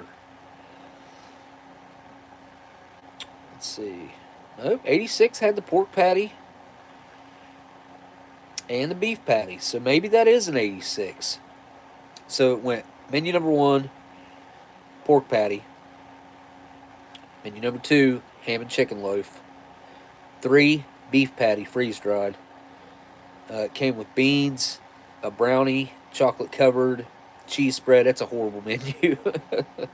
Yeah, 1986 beef patty went to the birds. Menu number 1 is the same as it was in the older ones. It's pork patty, applesauce, cookies, chocolate covered, cheese spread, crackers, cocoa beverage powder, a pouch stand, spoon. Menu number 4 is beef slices in barbecue sauce. We do not have that menu. Menu number 5, beef stew. We just had that. Thermostabilized 8-ounce pouch. Freeze-dried fruit. Cherry nut cake, cheese spread, crackers, stand, pouch. Correct. Then menu number 6 was frankfurters. We don't have one of those. Diced turkey with gravy. I do think we have one of those. It comes with freeze-dried fruit, maple nut cake, jelly, crackers, cocoa beverage powder, pouch stand, spoon, accessory packet A. Diced beef with gravy, menu number 8. I know we have that. It's a 5-ounce thermostabilized pouch. Freeze-dried fruit, brownies, chocolate covered. Maybe I'll get a good one. Judging by this, maybe I'll have an edible brownies in this case. We got jelly, crackers, cocoa beverage powder, accessory packet A. Then we got chicken a la king. We have that one. That's 8-ounce thermostabilized pouch. We got fruit cake. The fruit cake. That'll be an interesting one if it's this good. I've had a couple good fruit cakes from the MRE era, but I've never had a good one out of a can, like a real good one.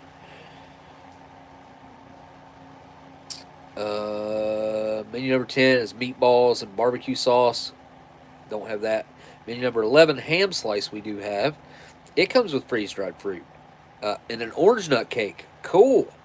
Cheese spread, crackers, cocoa beverage powder, and accessory packet A. Most of them come with accessory packet A. Menu number 12, ground beef and spiced sauce. I don't think we have one of those. Maybe we do.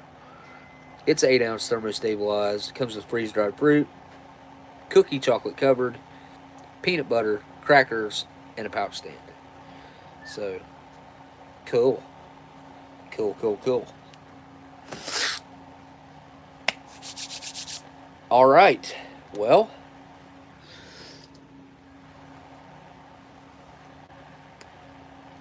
sorry, getting weird.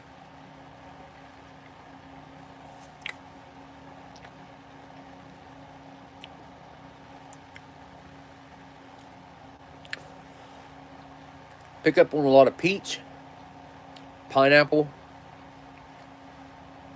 and that's it.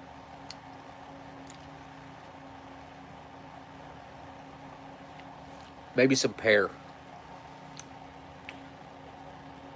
Yeah. Peach, pear, pineapple. Didn't really taste the cherry in there, which is whatever.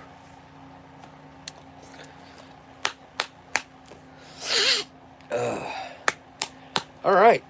Well, this was an awesome live stream. Huge thanks to Delicious for sending that super rare pack of cigarettes that's sitting right here, wrapped up,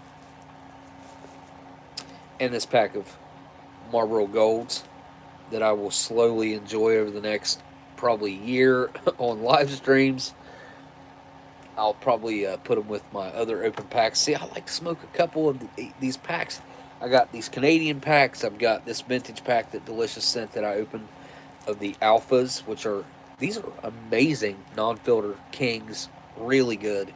Really interesting overall flavor. Really robust and kind of pipe tobacco-y and really cool. And then every once in a while I have one of these non-filter Pall Malls that are like 14 years old that I found in a gas station, which are really good.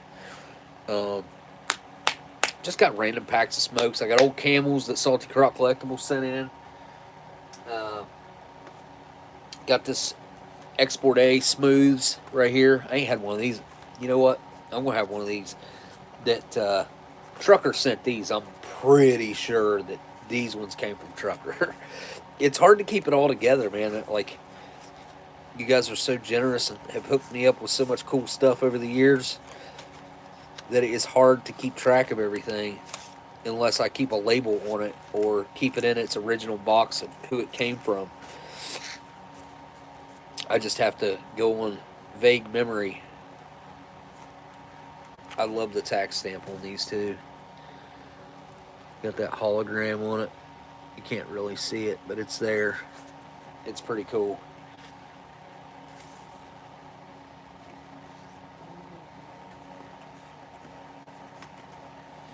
If anybody that watches this is going to end up in Waikiki, message me, and I'll send you over to my buddy that's there. He'll be there for a little while. Probably about roughly 6 months from now, when I'm, whatever the date is on this, which is November 20, what is it, the 28th? Oh, wait. It ain't the 25th, is it? Is that right? Huh. November 25th. I thought Thanksgiving was on the 25th.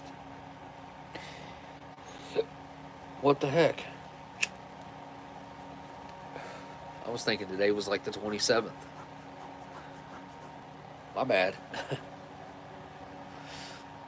I ain't had one of these in probably like 6 months to a year. Because I've got them stuck in a weird spot. I always forget about them. And I forget about the other 2 packs a lot too. And I had one of them earlier that Smitty sent. Did you guys know there's like a weird sriracha shortage? Like, what's going on with that? Like, does anybody know? Because I don't. All I know is I seen a weird video about a month or 2 ago. It was about someone was talking about eBay prices of sriracha being like $200 a bottle. And I was like, what? I got an old bottle in there in my pantry right now that's it's darkened, which it's in a cool, dry place out of the, like, completely out of the light, which kind of makes me wonder why it got so dark, because it's not that old. I mean, it's older, but it ain't that old.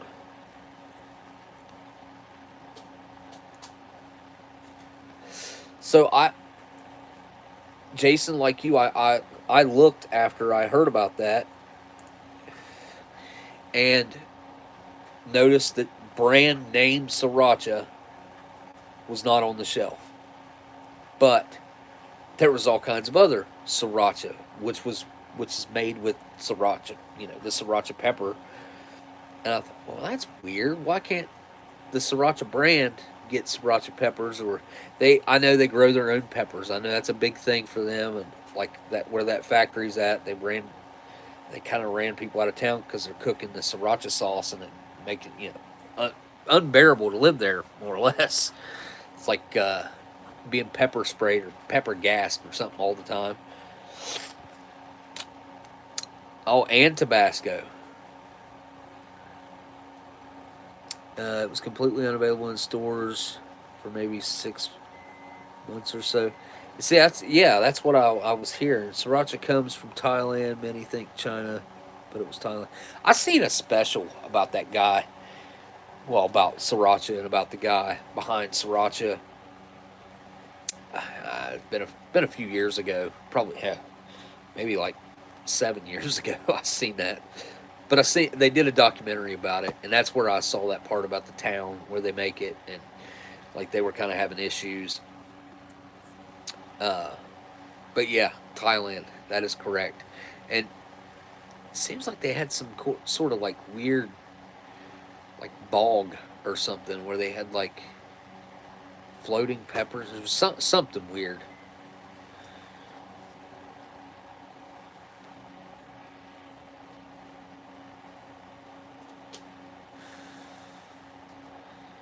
Same thing I thought. Maybe so many competitors helped cause the shortage of peppers to be even more pronounced. You see, I don't know, man. Like, I don't know how those other, like, I think it has to do with that the Sriracha brand only using their proprietary types of peppers.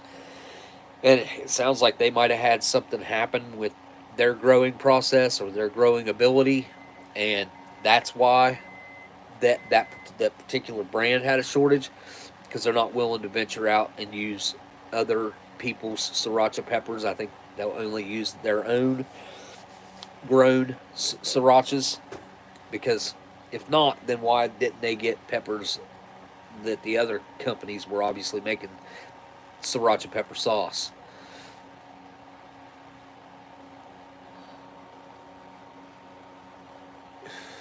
Started because they underpaid their pepper growers. Oh, I see. Huh. Yeah, I've never Googled it or looked into it, but I was just looking at this bottle up here, this bottle of hot sauce, and it made me start thinking about it. The growers sued sriracha. Huh. Well, I mean, probably, all I can say is probably rightfully so. Let's be honest. Farmers are not greedy people. Farmers are more than willing to work with whoever they're supplying with. Like, those guys, you look at any large scale farming operation, and those guys' profit margins are small. They really are. A lot of times they lose money. I mean, they'll go, especially with the way inflation happened. Like, I was watching, what was I watching? I was watching, I think it was on YouTube. I think it was a kid that had taken over a farm, and he was talking about all the different costs, and then he talked about like, and what he sold everything for, and then he was talking about how things changed during the pandemic and inflation, which there's a whole lot more to that than just the pandemic and inflation. I mean, a lot of that was created, would have to say, most certainly intentionally. You got Bill Gates buying up tons and tons and tons and tons of farmland. You got Zuckerberg doing some weirdness. Like, these guys should never do that. Like, it's so far out of their realm of expertise, call it. But they're not doing good with it. You see what I'm saying? Like, I haven't seen any good come from it. I've seen Bill Gates making some fake chicken, some lab-grown chicken stuff that's absolutely. They use cancer cells from chickens because cancer cells reproduce 10 times faster than a non-cancer cell. And that's what they're feeding people. They don't even have to tell you in California. California is one of the most bizarre places that have just went bananas. Like, if you look at just about a week ago, the city, I think it was in San Francisco, was completely overrun with drug addicts and homeless people, open air drug markets, people just doing just crazy stuff. And overnight, it got cleaned up and fences put up because Gavin Newsom was having his buddy from China come over here. The what's his name, Zhao, whatever, the pink guy, come over here from China. Overnight, cleaned up the mess. Have y'all seen that? I mean, what's that? That tells such a story. And then the biolab that they were funding, maybe still are funding. They went in. I don't know who it was that went in, but it's I don't know if it was government who went in. I can pull these stories up and show you though. Inside that lab, they had tons of dead mice in freezers where they've been doing all these biotests on them. They had everything from HIV to COVID in these mice. And I mean, the bubonic plague, you name it. And it was in these mice that were dead in freezers. Just sitting there, waiting for the electricity to go out and start the next freaking plague.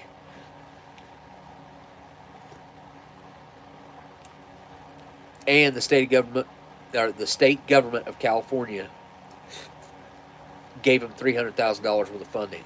Last I seen, that was what they knew about. And they didn't want the residents knowing that was what was going on there. So the people that were going in there investigating it, they didn't want them wearing PAPR. They didn't want them looking like they were going into a nuclear facility, more or less, and had them like not say anything. Like it's crazy, man. It is crazy. I don't know. We're living in a very twisted time. Like, things are not what they seem half the time. And then the other half the time, when you know what's going on, it's like you think that it can't be real. It's so bizarre. Xi Jinping and former Iowa Governor Branstad are close friends. He met up with Xi and Callie earlier this month. Yeah, okay, Kaylin. So did you seen where they cleaned up that area of the city overnight, right? You saw that. It's bananas. It's crazy. What'd they do with all those people that were there, I wonder? Because this one guy had footage of it right before, like a day or two before, whatever. And then he had footage of it right the day that they had everything put up. It's like, what is going on? And they got those fences up. It's really weird. Really weird. I don't know if you guys watch Channel 5 News. Used to be, it's Andrew Callan. I do not agree with him on a lot of his politics. He used to not, like, sway one way or the other in his content. I mean, I'm sure he's always had his beliefs. But he used to keep it pretty neutral. And now he's kind of let the cat out of the bag on his stance. But that's whatever. He still makes good content. And he did a special about San Francisco a couple weeks ago, I think it was. And I watched it recently, and it was something else. It was something else. Within the first 90 seconds, he witnessed a car getting stolen from like one of those food delivery. Well, we don't have them around here. I guess maybe we do. Nobody uses them. What are they called? DoorDash or something like that. Somebody was driving DoorDash in a Prius of all cars, went in to get a pizza, left their car running. Some homeless person hopped in the car and took off, and it all happened right in front of him doing an interview with a guy about drugs right here. And he sees the car backing down the road with the door open, and he starts running and catches up with the guy that's running after his own car. And he's like, "Hey, what's happening? What's going on?" He's like, "My car just got stolen." Like, he don't want to talk to this guy, but he took the time to tell him that his car just got stolen. Then it ended up on all the nightly news and stuff. Andrew's footage, plus another guy that does a lot of the filming around there. A viral video that I'm pretty sure you guys probably saw about a year ago, year and a half ago. A guy filmed these kids getting off a school bus and wading through all of these drug addicts that were on the street, like shooting up in front of these kids, smoking drugs. It was crazy, crazy stuff. I don't know what that guy's name is, but that was his footage, and he happened to catch that on film as well. Yeah, DoorDash, Uber Eats, Grubhub. Look, I was thinking about this yesterday because of Black Friday. Because there was no Black Friday. This is the first year that there's really not been a Black Friday. The year before sucked, but there was still kind of like a Black Friday. And the year before wasn't as good. The year before wasn't as good. You go back like 6-7 years and it was still pretty normal. But it's been a slow, steady decline to this year to where there really wasn't one. As a matter of fact, I went nowhere. And we always go do our Christmas shopping on Black Friday. And I got to thinking about all these services, all these online shopping places or apps or whatever, and they're killing the brick and mortar stores. They're killing the local business, the real business. And I've seen this happening, but now it's like getting really intense. It's very real. It's very real. And the only ones that can do anything about it are us. Is it slightly cheaper to buy online? Probably. Most cases, yes. But once all those stores are gone, do you think it's still going to be cheaper? Not only that, you don't get to see what you're buying until it shows up at your house. You get to see pictures. I like to see what I'm buying. I like to see it, be able to touch it, check it out, quality check it, stuff like that. I don't like the whole online only thing. And that's where we're at. It's disappointing. It's disappointing for the future generations, what they're going to be missing out on, in my opinion. I don't think all this online stuff is good. I don't think it's going to be good long term. I think taking the personal interaction, the human interaction out of every transaction is a bad thing.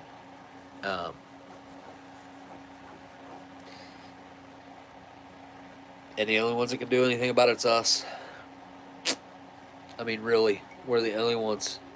We have to either still continue to sit back and not say anything, or we have to take a stand and stop allowing these monopolies to take the world over. I mean, these companies are monopolies. Amazon, Google, BlackRock, Vanguard Group. The list can go on and on. Walmart's another one that has ran all small business out of all these small towns.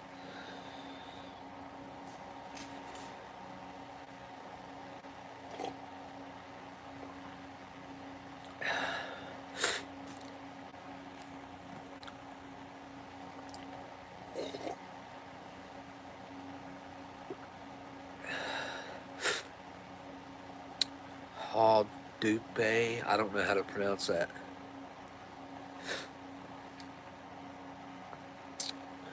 No Black Friday for you, Kaylin.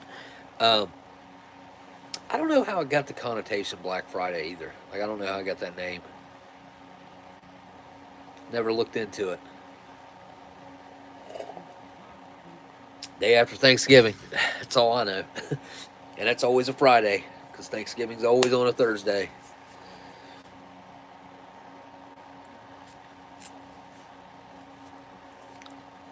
what is it? The next to last Thursday? Would it be? Or is it the last? It ain't the last, is it? Can't be. Today's Saturday, 25th, Sunday, 26th, Monday, 27th, Tuesday, 28th, Wednesday, 29th, Thursday. Yeah, no, Thursday's the 30th. So next to last Thursday.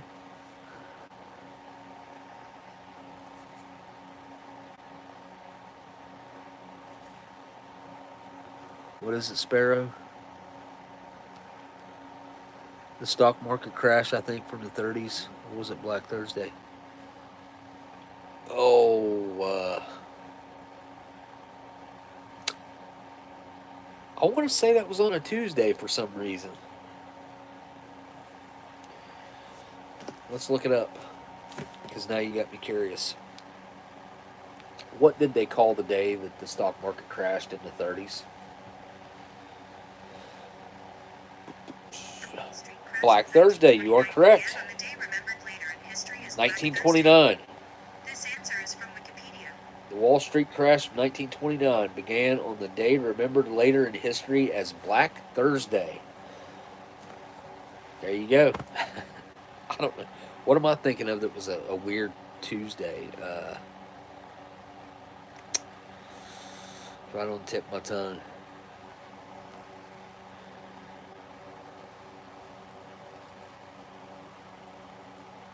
Oh, the year in the financial black. I got you. I mean, look. In the past 6 so years, 7, the whole Black Friday sale thing, it's not real. Like, if you pay attention throughout the year, you can get stuff at those prices or cheaper throughout the year. And they jack the prices up a little bit right before Thanksgiving, and then they give you sales.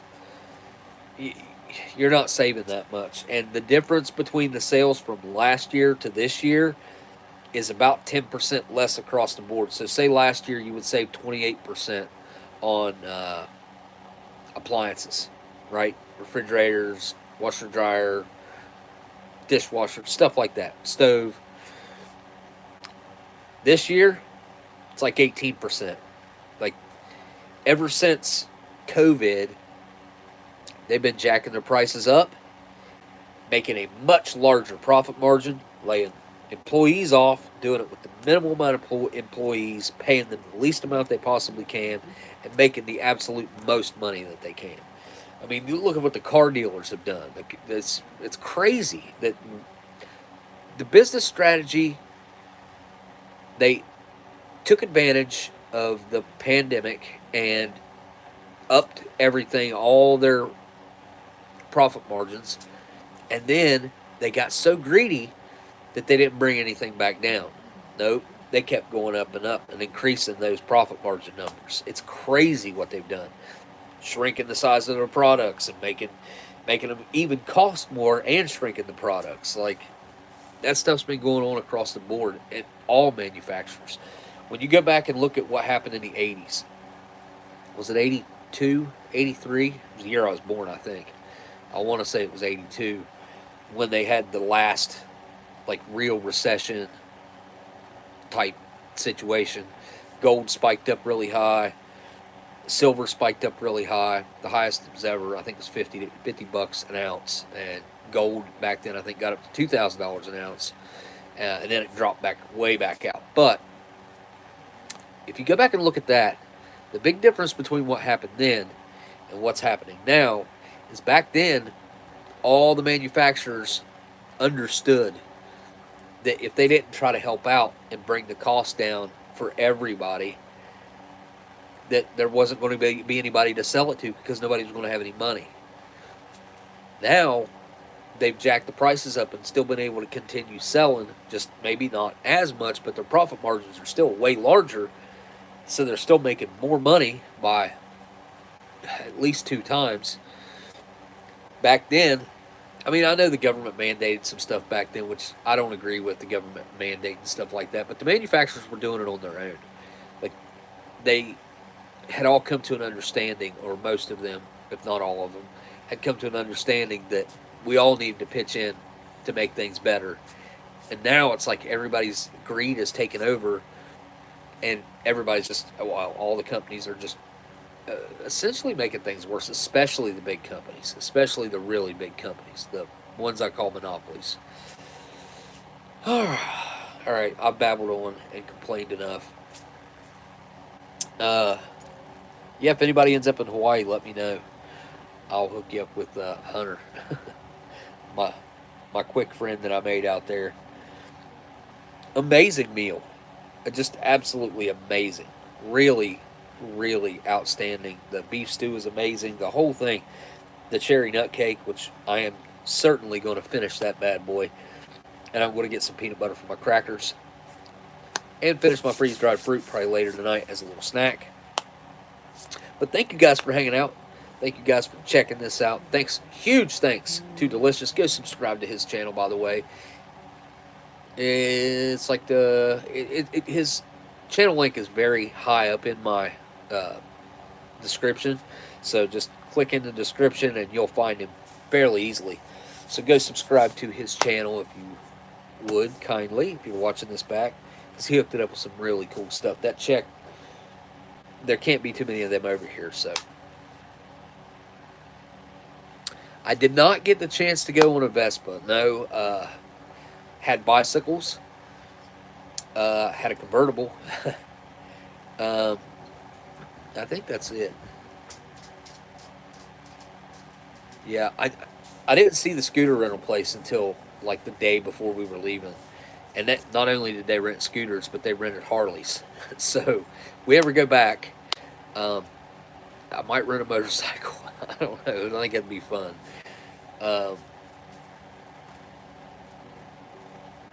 Where did we go? We went. Oh, we went horse riding. We did go horseback riding. I kind of wish we would have went to the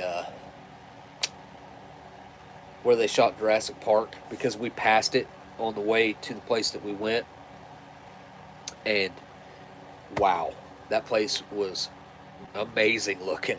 I've got pictures of it from the car. I mean, I just drove by it, and then we were almost late getting there. We were late. I mean, we were late because there was a wreck, and plus everybody drives like 10 miles an hour under the speed limit. It's frustrating as I'll get out. And the speed limits are only like 35 to 55 in that range. Like, there's not a speed limit on that island over 55. Not that I saw. It's something else. You need to leave yourself extra time if you're going to go somewhere. I think that's who I rented from when I was there. Tried to rent a motorcycle, but didn't have my motorcycle license yet. So you got to have a motorcycle license to rent a motorcycle over there? Cool. I'll have to go get my motorcycle license so I can go rent one. Yeah, Hawaii speed sucks.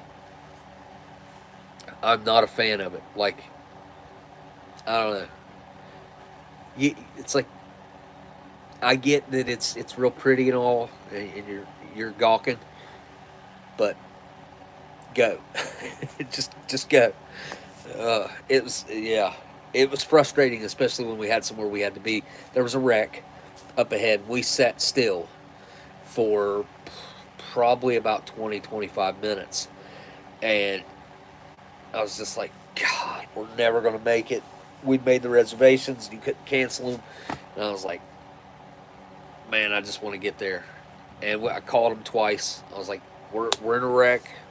Obviously, there's a wreck up here, and we're waiting to get through traffic. And they're like, it's fine, as long as we make it by X time. And I'm like, I don't know if I'm going to make it by then. But we just barely made it. We made it with like 5 minutes to spare. We basically got out of the car and got straight on the horses. And I think they did a little bit of teaching or something beforehand. We didn't get any of that.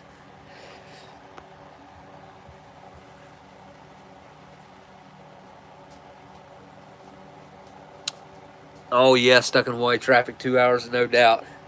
Are you talking about that Dole ice cream? Because I don't know if that's what they call it, Dole Whip or whatever. But that Dole ice cream is awesome. It's crazy that they don't sell it anywhere else. The only way you can get it is to go to Hawaii. because it's really, really good. You got to like pineapple to like it, but it's really good. There's a limit to how many cars. I know that. So when I booked it, I booked everything together. And when I got there and got to the car that I rented, it was in rough shape. Like it had like rust on it, dents on it. It was a 20. I want to say it was a 2020 or 21 Camaro convertible. And I went to the lady. I was like, and the top wouldn't go down on it. So I went to the lady and I was like, hey, I was like, the top won't go down on this thing.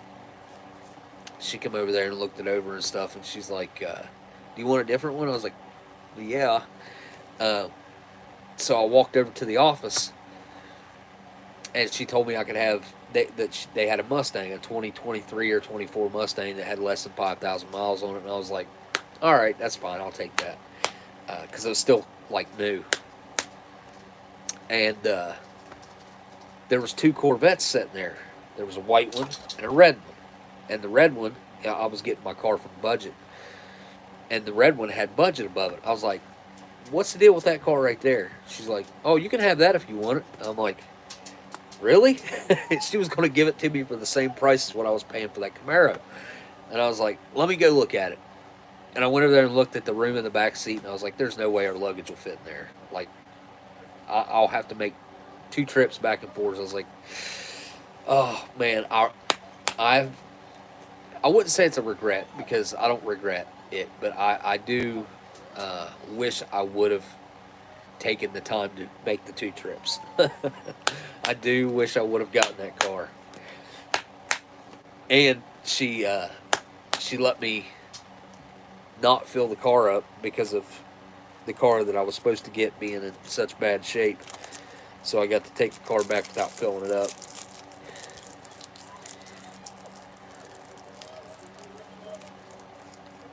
Supposed to do me in the maze. Wait, what?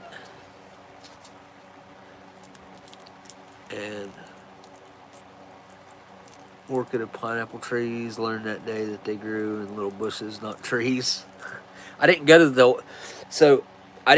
the plantation because everybody told me that they were experiencing a drought and that it was not worth taking the time to go while I was there. So I didn't get to go. But I've heard good things about it. But the ABC store right next to where we were at had the ice cream. And I got it twice while I was there. And it was awesome. All right, Stella, I'm wrapping up. I'll come and get you. All right, folks. Well, thanks for hanging out with me. Thanks for listening to me blabber on. I got to go deal with this dog. Yeah. Thanks to my patrons. And I guess all I got left to do now is say thank y'all for watching. And I'll see y'all in the next live stream. Later.